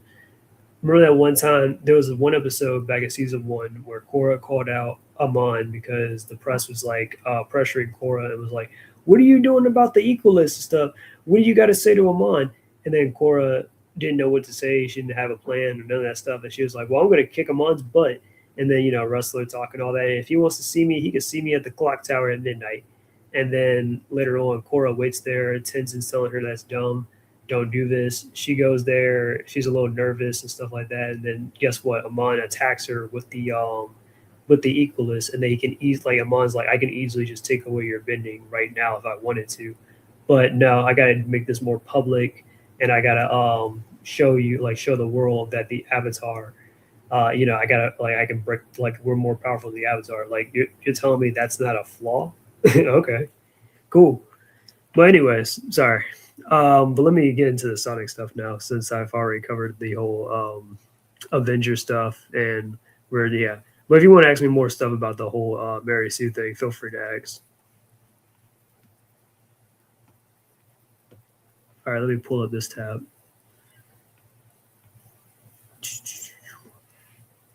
Living with hydrogenated supertiva. There I am. Anyways, Dr. Hino, Zen's of Mary Sue, just kidding.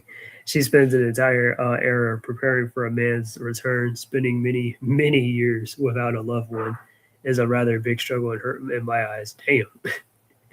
That's crazy. I was about to say, damn, you're calling out your own characters, Mary Sue? Okay.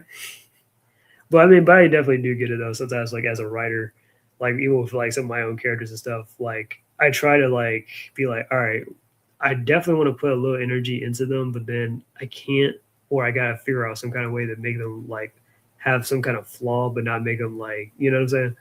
Like, too much of, like, a jerk, or too much of it's like that.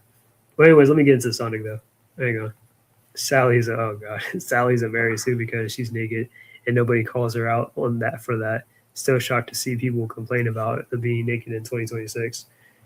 I mean, we've all seen the 90s cartoons and stuff. It's like, or the cartoons that came before that. Like, no one should not really be making that big of a fuss about, like, the whole no clothes argument kind of thing.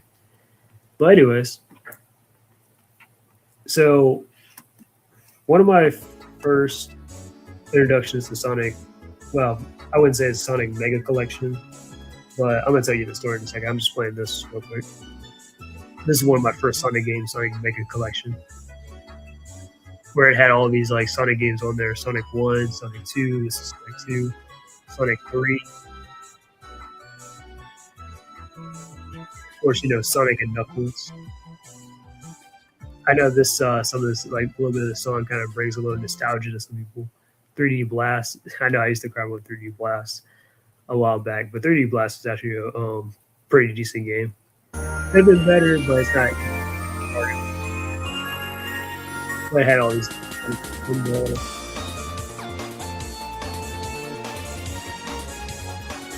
reason I'm talking about is Sonic's 35th anniversary is coming out in 3 days from now. So I guess, since I've had this channel for a while, you guys know that I'm a huge Sonic fan and stuff. I might as well tell you how I got into the character and whatnot. Yep, Sonic Spinball right there. Sonic and Knuckles.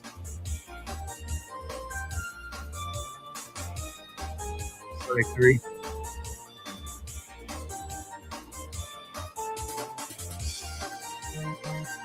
Blast.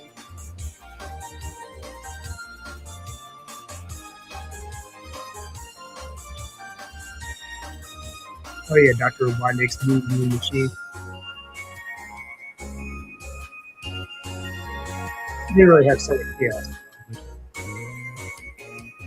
Well, this is Collection Plus, which is the PS2 where I had the one on GameCube, which was Sonic Mega Collection.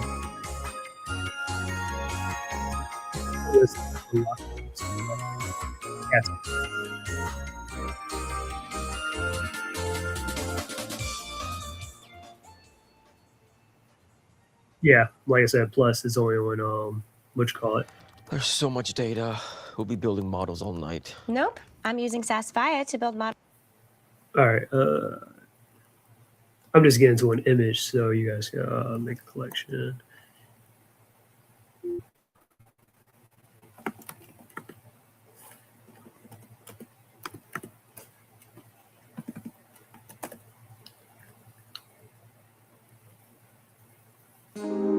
All right.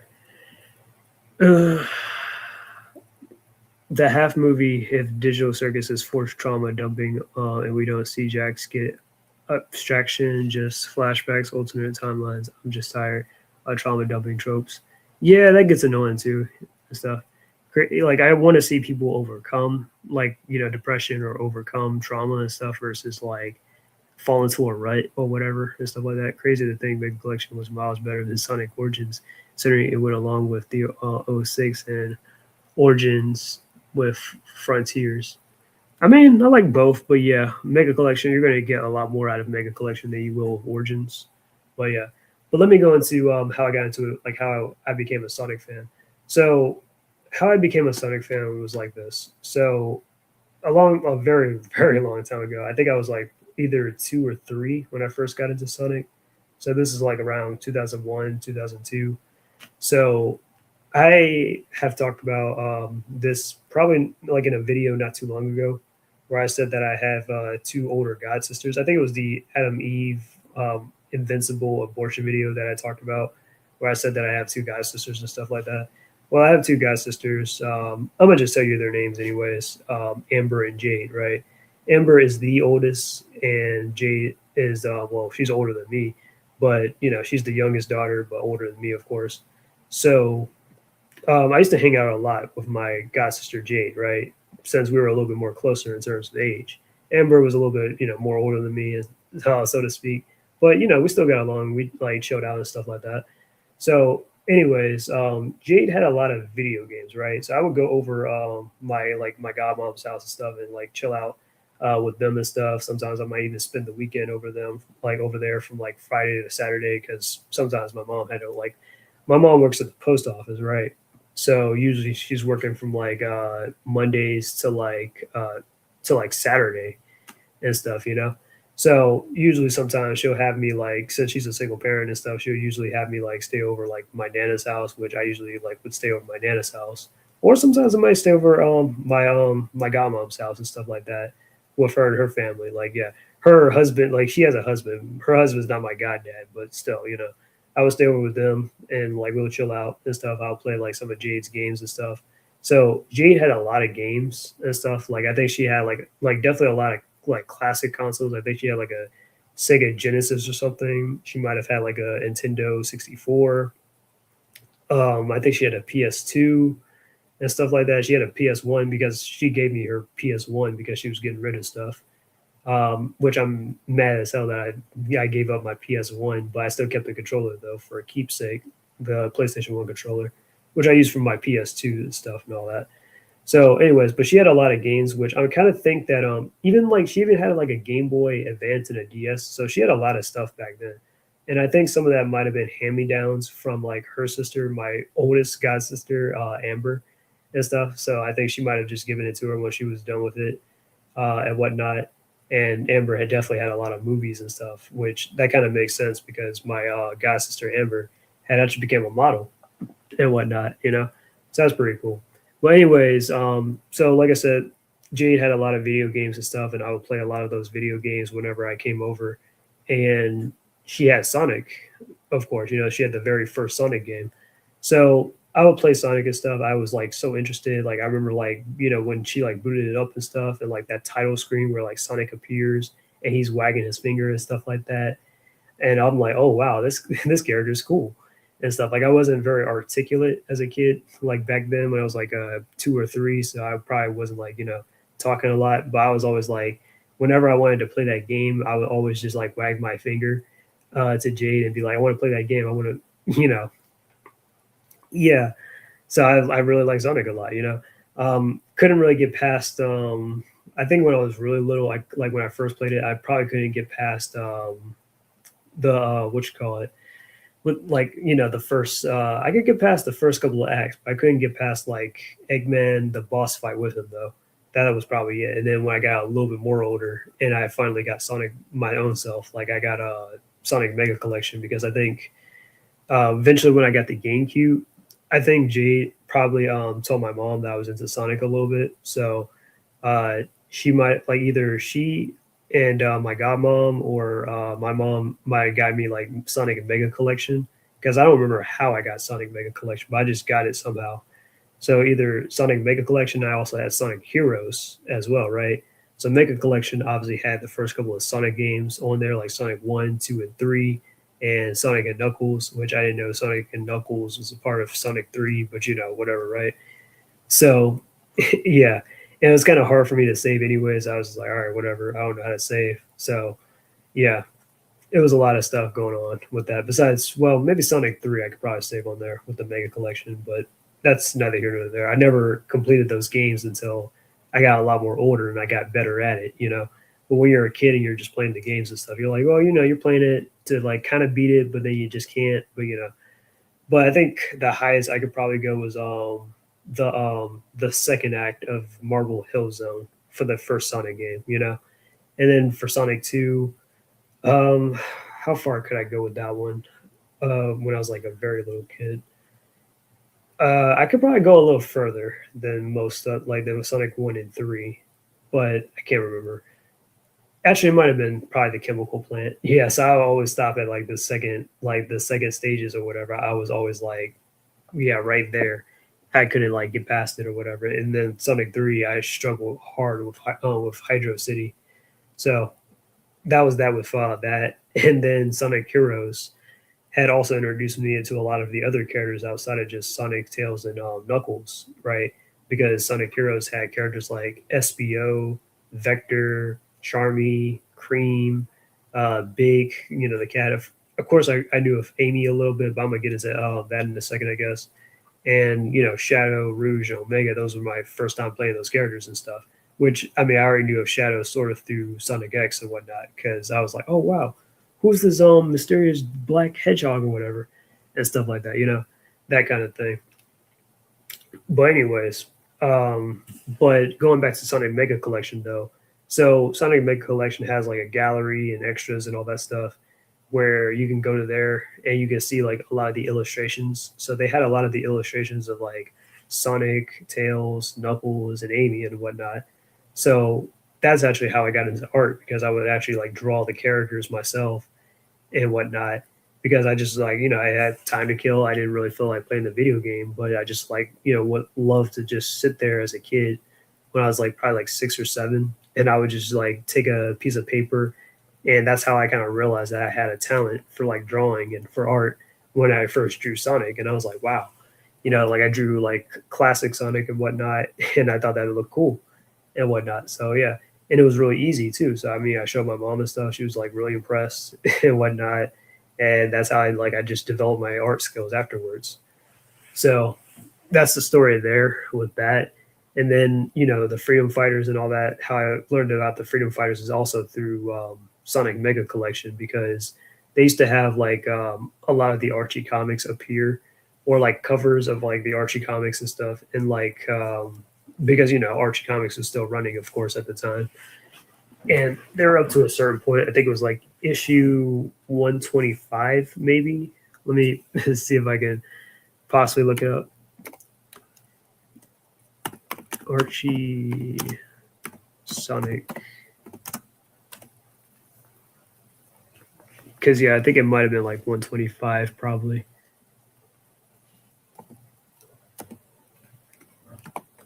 $30. No, it was definitely past 125. What 40? Let me go a little bit lower. 39. A little bit lower. 36. I'm gonna go to 35. Okay, yeah, I think it might have been up to like 135 with the Sonic stuff, yeah. So that's what like the comic covers like would show. But they actually did have a comic within the game where it was called Sonic First, where you could go to like where you can actually read that, and that's how I learned of like how I saw the freedom fighters and learned them by name. So I saw like Sally, Rotor, Antoine, and whatnot. I can't remember if Bunny was in Sonic's first. Like, yeah, that's what the comic is called, Sonic's first, and it has a cover of Supersonic, but Supersonic is not like well in the story or whatever. I don't know.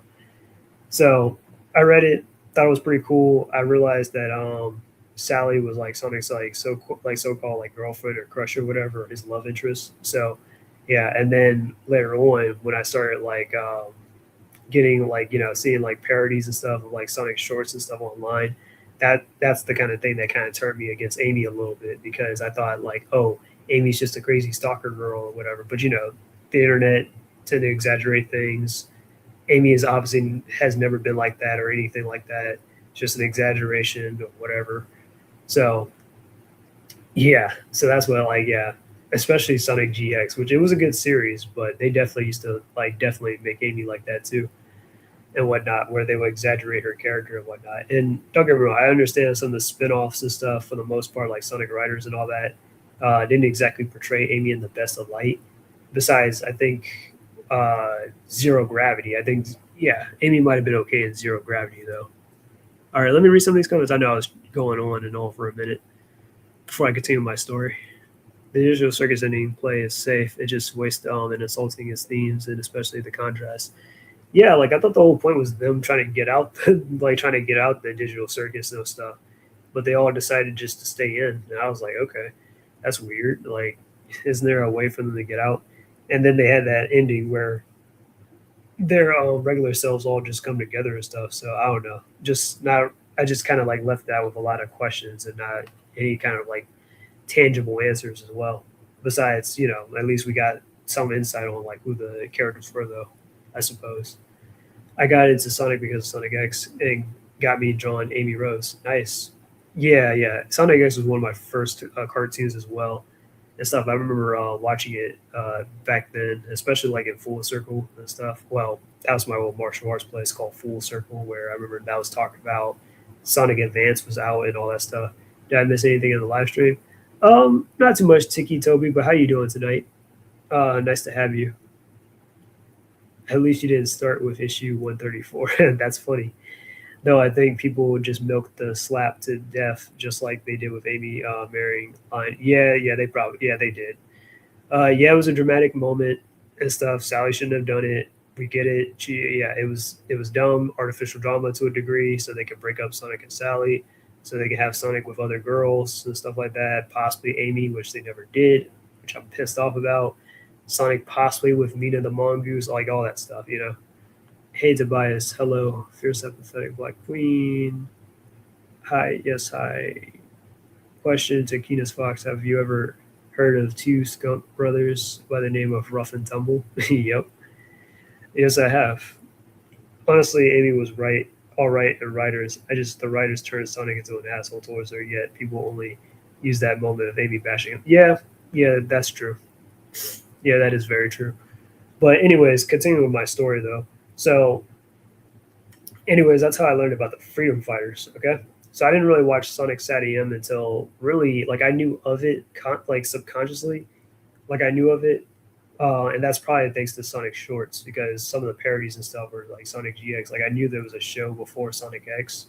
But I didn't actually watch Sonic Sat EM until I was like probably 13 and I had a little bit more access to the internet, and like the episodes are like full episodes are like free on YouTube, so you can like literally search it up and like watch the full series like that. Like I think there was even a playlist of that too.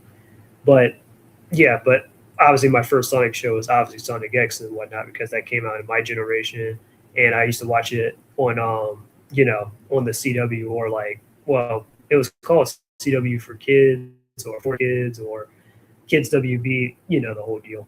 So I'll watch it over there. Now, I'm not gonna lie to you. I did not watch Sonic X like entirely. Like I didn't watch it like all the episodes in like one kind of thing where like like where I could piece it together. I just watched it every now and then for the most part. I guess I didn't really understand like the scheduling of it with Sonic X back in the day. But eventually, when they started showing reruns of like Sonic X on that like network and stuff, that's how I started to kind of piece together the story. And like, you know, and then eventually, like, thanks to online and stuff, I was able to go back and like, you know, watch all the episodes to make sure for the most part, right? All right, cool. So that's my whole story with Sonic X. Sonic Underground. Now, I told you guys I just recently rewatched Sonic Underground after so long. Sonic Underground for me, I actually had watched Sonic Underground. So I think I was probably like 12 or 13, maybe. I was probably probably 12. And like my nana took me to like Toys R Us and stuff to go get something. I was probably trying to get like a Shonen, because remember back in the day, Shonen Jump used to have those like magazines and stuff like that. The Shonen Jump magazines, yeah, I would love to get those from like, yeah, they used to sell that at Toys R Us, and they also had a lot of video games and stuff like that too at Toys R Us. So that was really awesome before they shut down Toys R Us. But over there, I actually found an old DVD of Sonic Underground and stuff, right? And it wasn't like it was a whole lot. It was probably like $5 or something like that. So I saw Sonic was on the cover, and I was like, okay, I don't know who these two people are, but I kind of want to get it. So I got it and whatnot. And I do remember Sonic Underground was referenced in Sonic shorts and stuff because, you know, they parodied a lot of the stuff that Sonic was going through at the time with, like, you know, the Freedom Fighters and SatAM and Sonic Underground and Sonic X, so on and so forth. In the games, of course, Sonic Secret Rings, Blase Blase '06, you get the idea. So that's how I got into Sonic Underground, or how I first learned about it. And then Vision Sonic the Hedgehog, I watched that later on when I was like probably 16, 17 and stuff, because it was the only Sonic show I haven't watched at the time. So I was like, you know what? Why not? I binge watched it and I watched it and I thought it was pretty cool. So that's my history with the Sonic shows. Okay. So getting back on topic with the games, so mainly the only two games I had for quite a while was really just Sonic Mega Collection and Sonic Heroes, which I never really was able to beat those games until a little bit more later when I was like a teenager or preteen and stuff like that. And thanks to the internet and stuff with like helping me out with like clues and stuff like that, it kind of helps you go a long way. So, but getting back on topic, so I only just had those two games for quite a while, right? Mainly because I had my GameCube and stuff. I didn't really have any other kind of consoles like at the time. Like I didn't have like a PlayStation 3, and then I didn't get an Xbox 360 until like you know, by the time I was probably like maybe 15, right? Yeah, I think I was like 15 during the summer and stuff. I saved up enough money, and I went out to go buy an Xbox 360, and I just got it. Eventually, I decided to get like other stuff like. I had other games though. I did get other games, but let me check out the comments though. I know I'm kind of like yeah everywhere, but let's take a little bit of a break. Am I the only one who thinks that Tumble the Skunk, the bigger brother of the two skunk brothers, in the way of mammal version of Storm the Albatross? Possibly. I mean, they're both the same archetype, big brute, meathead kind of guy. That's a villain or antagonist. Turning one of the most coolest characters into an asshole is insulting. I can't remember where that's referring to. It's more insulting than. Oh yeah, he's talking about Jax. That's right. Later in Happy Tree Friends, where they try to make Cuddles flippy gay when they were clearly both straight in the earlier seasons. Sally Slap, just like Tila in the Manster of the Universe treatment. That was, I don't know, like I don't think Tila had like put hands on Adam, but she just like, I don't know, shamed him and stuff like that. It was just stupid. You seen Supergirl eating aliens? Yeah, I didn't see the clip, but I saw people talk about it, and I saw like a screenshot or something, and I was like, yeah, even more reason not to watch the movie, or why the DCU is just a terrible universe in general. Rewatching it now, Sonic Shores feels like it was written by Sonic fans who only like the classic games and Dreamcast era. Well, yeah, because it came out back in the 2000s, so that was kind of like their only frame of reference that they had at the time, was like the games that they had like then for the most part. And it was just mostly like a lot of people were just doing like, you know, random like parody stuff or whatever. And the Wax, he was the guy that was kind of in charge of like, you know, of everything. So he had to like make sure that, you know, yeah, he was the one that had like, it was in charge of everything. So everything was just like a short little parody, just wrapped up into one whole video. and stuff to kind of sponsor other channels and stuff like that. So like comics and all that, yeah, or Sonic comics or whatever, etc. So, but yeah, but anyways, going back to my whole topic about the Sonic games and stuff. So I had Sonic Heroes and make a collection for a while. Got an Xbox 360 by the time I was like 15 because I saved up a lot of money. Eventually, I got like Sonic 06. I had other stuff like a DS and a 3DS and stuff. I think what games did I have on it? I don't know if I had any Sonic games per se on the DS during the time when I had my DS, but when I had my 3DS though, I did get Sonic Lost World. Okay, and I've talked about Sonic Lost World and how Sonic Lost World 06 were the ones that actually turned me into a Sonic Amy fan actually, and why I started respecting Amy more as a character and stuff. And I was like, you know what? Maybe I kind of had Amy all wrong, like all this time after all, But anyways, that's besides the point. So, and I also had like some stuff on the Wii too. Like I remember my friend, he had given me Sonic Secret Rings. He had the copy and stuff. And he decided to I guess we traded. So I had Knights in the Journey of Dreams. So he traded me that for Sonic and the Secret Rings. So I played Sonic and the Secret Rings and all that. Eventually, I did get Super Smash Brothers Brawl, which of course that included Sonic and stuff on there too. What else? So yeah. So eventually, when I started, like when I was like a teenager, and I knew how to utilize my money a little bit, I was getting some stuff like Sonic and the Black Knights on the Wii. I wanted to get Sonic Chronicles Brotherhood on the DS, but I think that GameStop that I was normally going to, it shut down, and I don't think, or I don't remember if they sold it out or not. But yeah, so that was unfortunate that I never got until a lot more later, later on in life. But I still played the game, so yeah. Black Knights, played that 06. Yeah, that was one of my first games on the Xbox 360. But yeah, so that's a little bit of my history with the Sonic games. And then during my high school stuff, during I would say my sophomore or my junior year, I convinced my aunt to get me for what was it, Valentine's Day or for Christmas and stuff, to get me Sonic Adventures 1 and 2. Because I mean, of course, I knew of Sonic Adventures 1 and 2, but I've never played those games before. And Shadow the Hedgehog, I always wanted Shadow the Hedgehog. I never played it when I was like a little kid, but eventually I did get those games on GameCube and stuff. They were definitely pretty. I don't know how much they cost for her or whatever. She didn't tell me because I guess she didn't want me to worry about it. But yeah, those were definitely some gems right there. I played those, beat them, both Sonic Adventures 1 and then Sonic Adventures 2, then Shadow the Hedgehog and so on and so forth during my high school stuff and whatnot. So yeah, that's a little bit of my history of just being a Sonic fan for the most part in some of the games. But anyways, my suggestion: if all cast of Humans, a Digital Circus movie epilogue, were diverse and female except Kinger, I guess the company would experiences only diverse people. That questioning. Yep.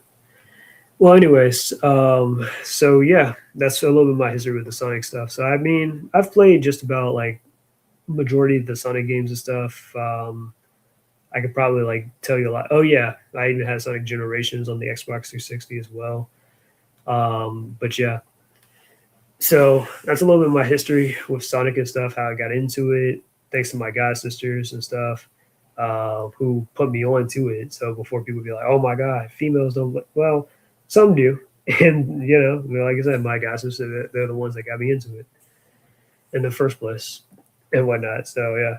And then eventually with the Sonic stuff, I liked, Sonic was such a unique character and he was such a cool looking character that, I got interested in drawing and stuff. I realized my artistic talent and stuff, which I always had I guess I always subconsciously had a thing for drawing and stuff, but I didn't realize that I really had a talent for it when I started really drawing Sonic and stuff, And it's something that kind of runs in my family because on my dad's side of my family, that's where I get my artistic skills from them and stuff because my aunts and my uncle, they have they're really good when it comes down to like art. But my dad though, who's like the youngest of them, he wasn't really into art like that, so it kind of skipped a generation, and it also skipped my brother and my sister's generation, right down to me. So that's how I ended up getting the whole artistic skill side of things. So when my dad first heard it, he was like, "Wait, Matt can draw?" He was like, "Yeah, I can draw," and stuff like that. Well, I didn't say that, but he was like surprised to find out that I can draw and stuff like that, or like yeah, because he inherited that drawing skill compared to his brother and his sisters and stuff. So yeah, so I really do like Sonic and stuff, and that's always a character. Like Sonic is like my favorite, really arguably probably my favorite all time favorite character and stuff like that. And it's not like Sonic has to have a specific race or anything crazy like that. He has to be black, he has to be white, he has to be Latino or Native American or whatever to relate to me. No, not really. And stuff. No, he's just a hedgehog, which I didn't even know what a hedgehog was and stuff until I found out what Sonic was, you know? Tails is like my second favorite Sonic character. Sometimes Tails, I would be like, Tails is probably my favorite Sonic character and stuff because I like Tails. I thought he was cool and stuff like that. I liked he kind of like reminded me a little bit of myself and stuff like that. His real name was Miles, which Miles is not my real name, but I do have it like my first name does start with an M too, just like Tails does and whatnot. And foxes are like part of the canine family and stuff, and I like dogs. So yeah, of course I like Tails. You know, and I thought his like power with his like he can fly with his tails and stuff. That's pretty cool. And then playing his tails was pretty fun too, and whatnot. Knuckles, of course. I like Knuckles and whatnot. Um, I definitely have a lot more respect for Knuckles now.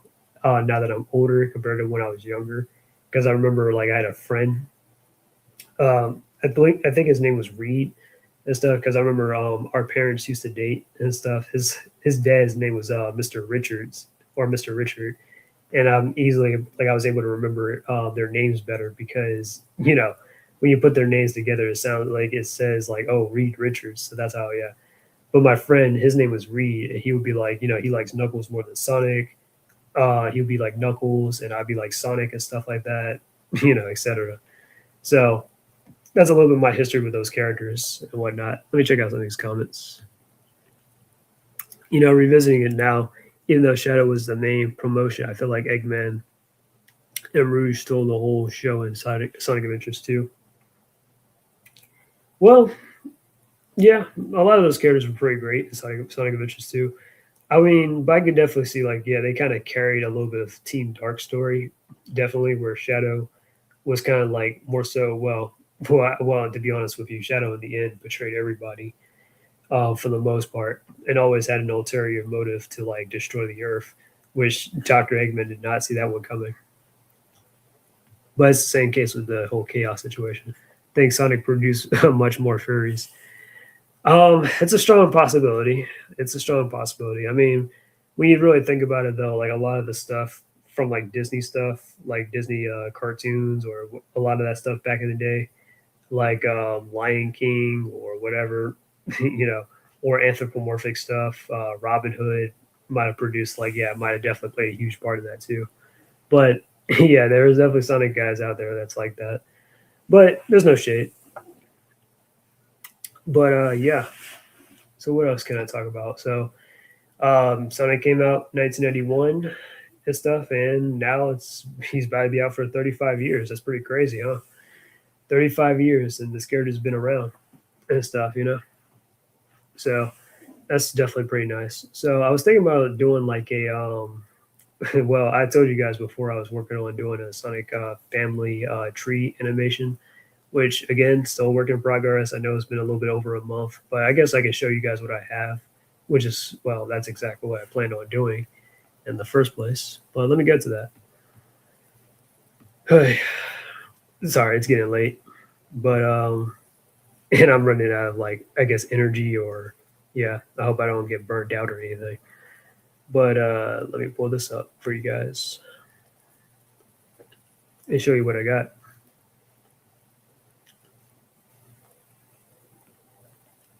So Sonic Family Tree. So I mean, I won't have that obviously completed in 3 days Trust me.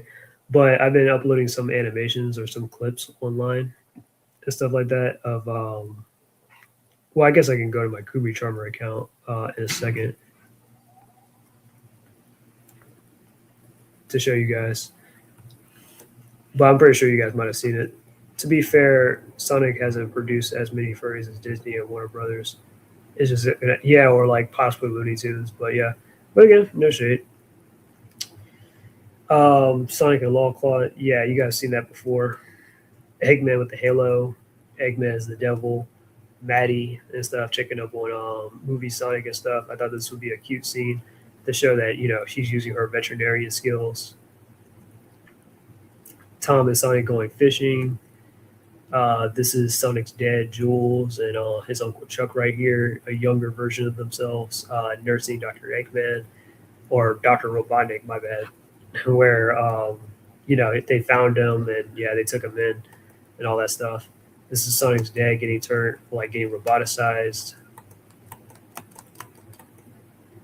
Yeah, I kind of took a little bit of like Metal Sonic look and stuff pretty much and just added this strip right here. But, yeah.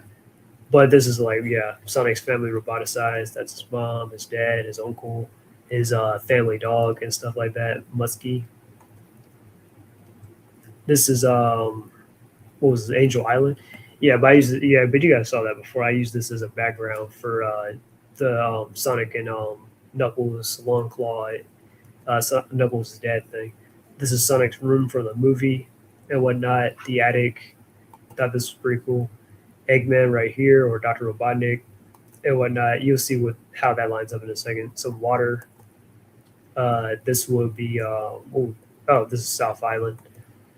Some clouds, some light, hell, fire, more fire, fire again. That's Jules again, but I made his hair like, yeah. So you'll see what that will look like in a second. Uncle Chuck with the roboticizer. Lightning, struck lightning, and then smoke, more smoke. Sonic's family having dinner together. This is probably what you might would have wanted to see, Ashes, as you had talked about last time. You were like, "Oh, can we get a shot with like Sonic and his family with Tails and stuff like that?" Yeah, I had that already in mind, anyways, because you know. Yeah, Tails is an honorary member, part of their family and stuff. You know, they were taking care of him. But this is Sonic's mom, de-roboticized and stuff, and she's making dinner or whatever for everybody. Sonic's dad is permanently turned into a robot because if he gets de-roboticized, that he dies because he was injured when he got roboticized. So his injuries would be fatal if he was to turn back to normal. So he's stuck like that for a bit. I know these outlines are a little bit thick on Tails and stuff like that. Pause. But yeah, it is what it is. But it still looks nice. This is the manga and stuff. My favorite version of one of my favorite versions of Sonic's parents. This is Anita, Sonic's younger sister. This is Brenda, which ironically, Bernadette, Brenda the Hedgehog. Yeah, those are Sonic's mom's names in the comics. Polly, this is Sonic's dad, and then this is Sonic right here, Nikki. This is Brenda. I mean, not Brenda. This is Bernadette and Jules, both of Sonic's parents and stuff. I kind of took a lot of inspiration from Street Fighter. Well, not a lot, but when I did this, I took some of the poses and stuff from Street Fighter. So, like, you know, like how Bernadette is like this. So remember, like Ken's ending, Ken Masters' ending in I think Street Fighter Alpha, where he meets Eliza, who ends up becoming his wife later, and then they have a child and whatnot. Well, I had Bernadette in this pose where she's like, you know, walking down and stuff with Jules, and Jules got his head, like his hands behind his back or whatever, you know, behind his head. So yeah. Oh yeah, that's one of the videos. But yeah, so that's pretty much that. Disney and WB, man, oh man, have to even address that? Should have drawn Antoine being a creep. Oh, don't do that. I'm not gonna do it. Like I like Antoine. Should have drawn Antoine being a creep towards Bunny, considering how normies claim this ship is weird.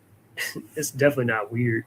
Honestly, it's a very natural progression. Like I mean, I know you know this, Ashes, but it's a very natural progression of Antoine's character and stuff, where like, Antoine used to be like head over heels for Sally.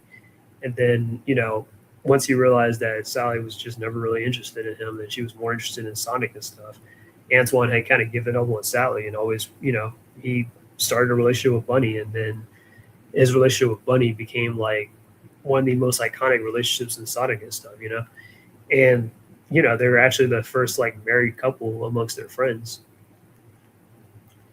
I recommend you watch Transformers Prime. I get that, Taylor. You were trying to get me to watch Transformers Prime. I had to instill that in my head about remembering that. All right, but let me pull up my Kubi Charmer account. Kubi Charmer. This is where I like to store some of my animations and stuff at.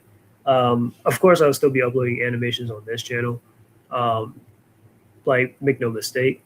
But I'll probably upload like small clips and stuff like that over on this channel. It's not like going to be a huge channel or anything. There's like a few subscribers and whatnot, so I shouldn't really be too caught up with that. To be honest with you, but like, how do I put this? Yeah, I'm not trying to be too caught with the subscribers and stuff. It's just meant to just for me to just drop some of my animation clips, even stuff that's probably not finished like that here. So yeah. So I'm gonna play this. So I thought this would be funny to add some music to this, but this is like Del Robotnik with the stuff that I had, like the background with Hell and then the fire and him right here. This is the mini boss theme from Sonic 3 and stuff. I thought this would be funny. Woo! Look at that, Michael Jackson. Come on.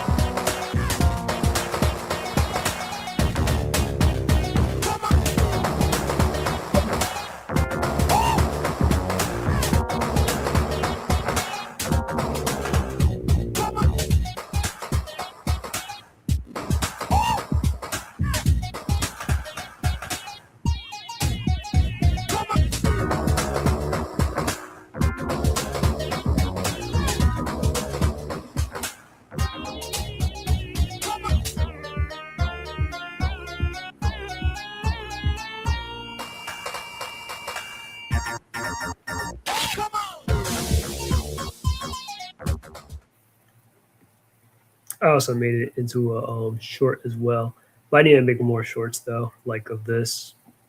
And then my parents didn't finish college, and I was.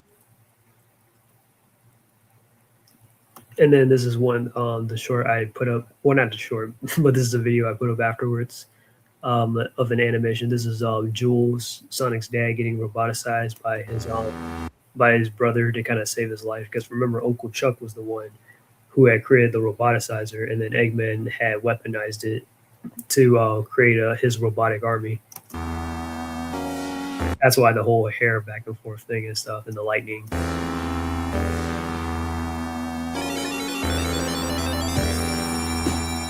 This is the Big Arms theme from Sonic 3, the final boss.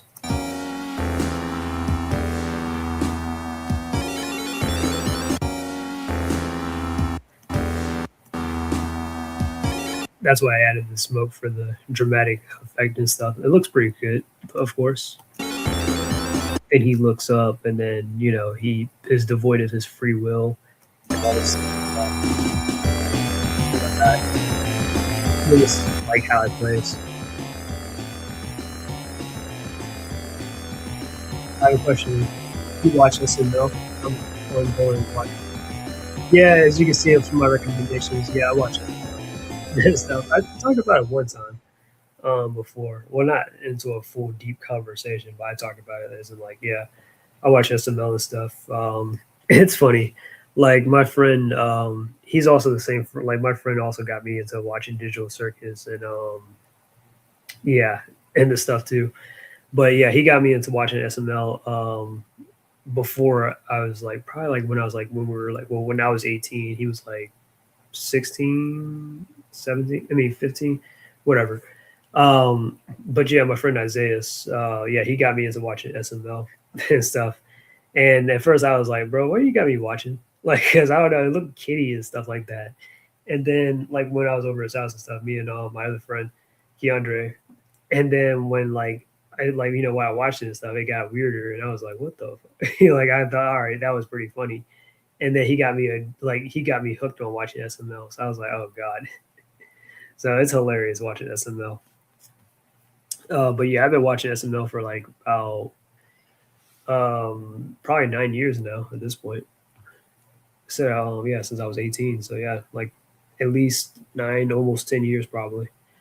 It's just that people project that Sonic and Sally's relationship on everyone in Archie, even though everybody aside from Tails and Fiona were rather healthy. Well, I don't know about Tails and Fiona, though. They definitely were not healthy. It was more so of a one-sided kind of crush, though. Old SML is better.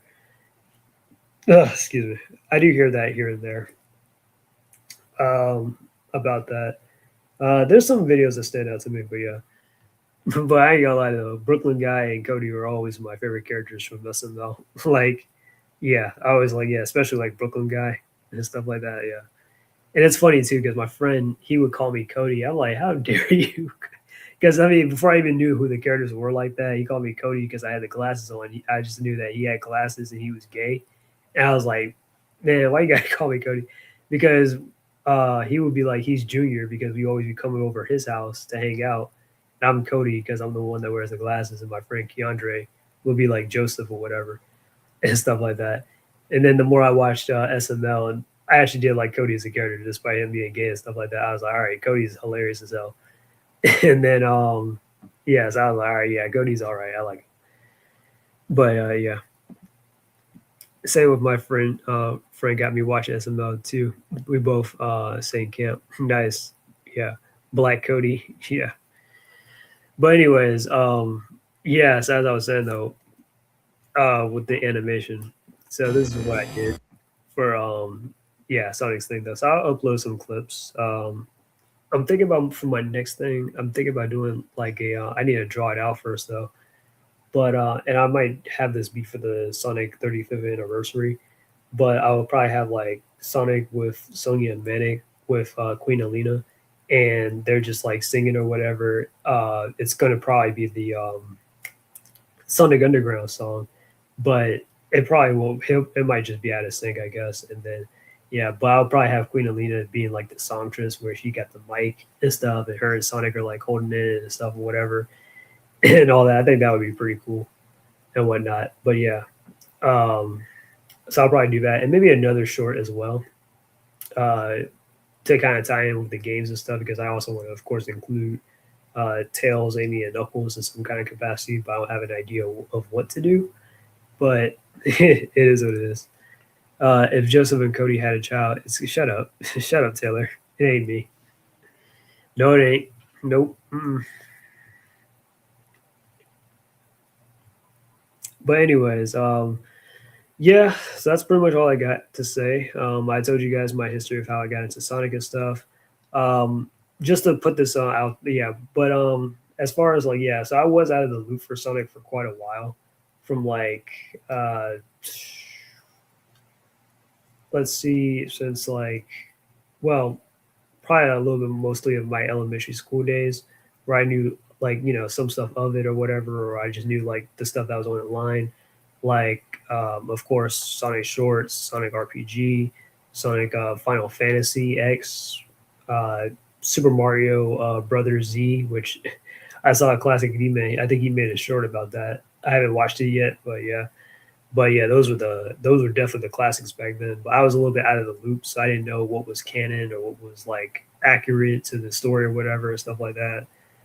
So a lot of that stuff had informed me for a while until I started to get more of the games and stuff, and then I started to like kind of be like, oh, okay, so this is like what the actual official so and so blase blase, and yeah, and how I got into the Archie comics.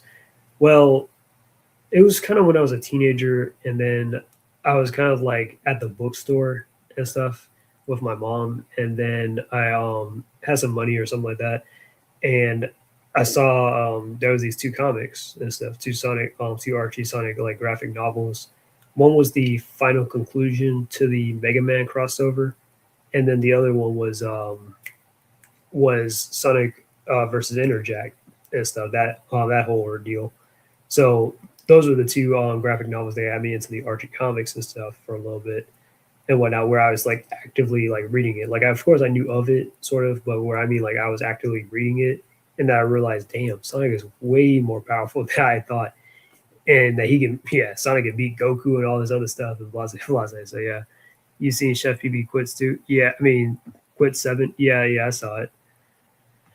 And yet Sega won't acknowledge anything aside from the games. I know you can't put everything, but they don't even acknowledge Boom, and it ended only 10 years ago. It's not even just Boom. I was like, yo, it's kind of crazy that they don't even acknowledge like Archie or a lot of the other Sonic shows and stuff like that. But if they're not going to pick up the slack, I guess I will. But yeah, it's kind of weird how they don't really mention those shows or those outlets and stuff, because those things really kept Sonic alive just as much as the games did, like like when Sega didn't want to bring back or didn't really bring back Mighty and Ray. Guess what? Archie was the one that brought back Mighty and Ray, or Team Hooligans and stuff. Team Hooligans was the one. Like, they were originally in the Archie comics originally, and then they decided to bring them a little bit into the games or into the more classic stuff. So I definitely do think they deserve their Archie, and a lot of that stuff definitely deserve its flowers. I know a part of it is like, well, it's an ownership thing where they don't own full rights. So if they do this, then some dickhead creator is going to be like, like Ken Penders is going to be like, oh, well, I deserve royalties and stuff like that, and I should get paid or whatever more because I did this idea and Sega doesn't want to include me. It's like, bro, stop making it about yourself, that kind of thing. Thoughts on SML Penelope? She's all right. It's whatever. I know she's supposed to be like Junior's girlfriend, Brooklyn Guy's daughter. Yeah, Brooklyn Guys, like I said, me, Brooklyn Guy's hilarious. But it's kind of weird, though. They forgot completely about Brooklyn Guy's son, or like they killed him off or whatever. But, But, anyways, yeah. So, like I said, I was out of the loop for Sonic games for quite a while until I was probably like 15 and stuff. So I knew like a lot of stuff was going on, but I didn't really want to watch the cutscenes too much online because I was like, well, I don't want to ruin the possibility of me, like, yeah. And there's still Sonic games out there that I still have yet to play, of course, that I kind of want to like know more of the story of, like Sonic Rivals or Sonic Rush Adventure. I do have the first Sonic Rush. My friend Jaden had gave me that, but Sonic Rush Adventure, never played it. Don't know the story. I know Marin or Marine, the raccoon, is in there, so that should be interesting to find out. Sonic Advance 3. I played Sonic Advance 1 and 2. I do have that, but I've never played Sonic Advance 3. So I don't, so General's story, I don't know like that either. So I'm just going to be completely honest. Though. But outside of that, I've played like, a slew of Sonic games. Let me read Ash's comment before I rattle off a lot of the Sonic games on the top of my head that I've played. I mean, Sega still won't acknowledge 90s cartoons and they have no legal shenanigans. Yeah, that's true. That's what I'm saying. Like, yeah, Brooklyn Guy's son, yes, his name according to the SML Wikipedia. Yep. But as far as Sonic games that I have or played or whatever, I mean, of course, I have Sonic 1, and I'm going to like counting all the collections and all that stuff. Sonic 1, Sonic 2, Sonic 3, and Knuckles. I've never played Sonic 4. I'm not going to lie to you. Sonic 3D Blast. Let me think. Sonic Adventures 1, 2, Shadow the Hedgehog. That's 7, 8 right there. What other games? Sonic Heroes. That's about 9. Let me think. Sonic Unleashed. That's 10. Sonic Secret Rings. 11. Sonic and the Black Knights. That's 12.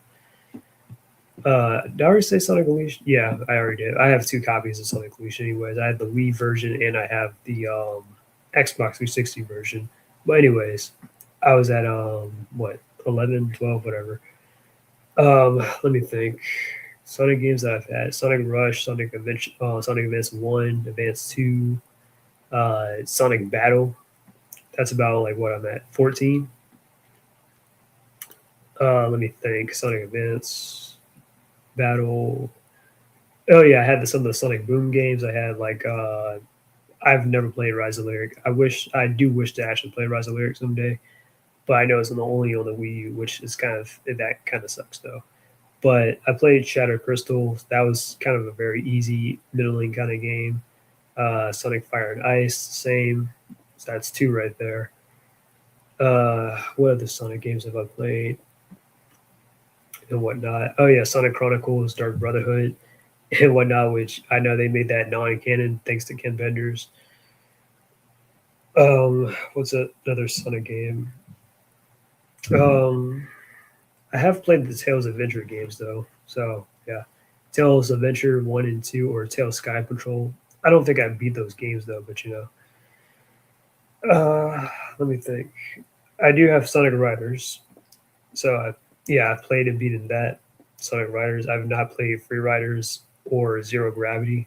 Sonic Lost World, I've talked about that. Yeah, I do like Sonic Lost World. Sonic 06. I think I'm probably past. I'm at 20 at something at this point, but you get the gist.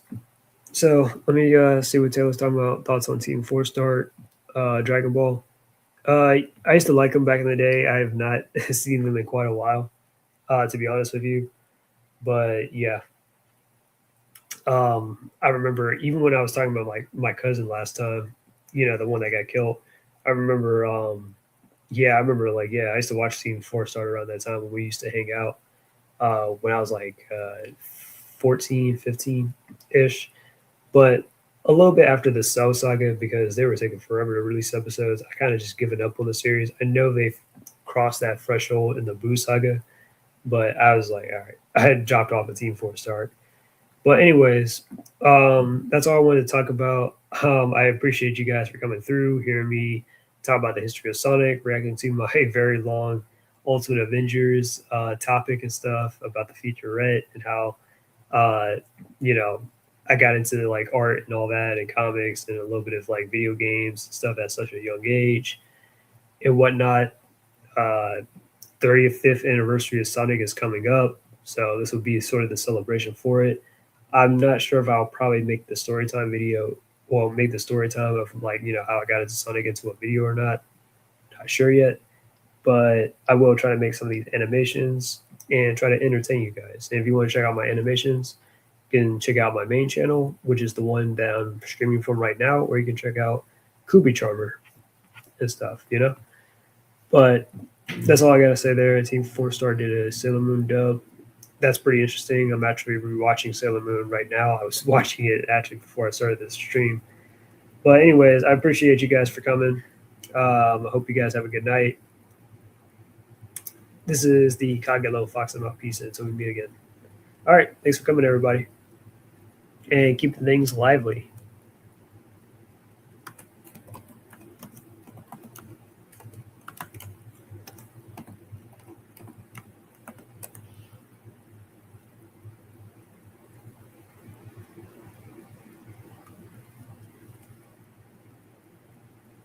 And maybe until next weekend, I might do another stream. Who knows? I don't know what I have planned, but it's likely the case, just for fun and stuff, because I guess this is becoming a little bit of a pattern now. All right, but yeah, good night, everybody.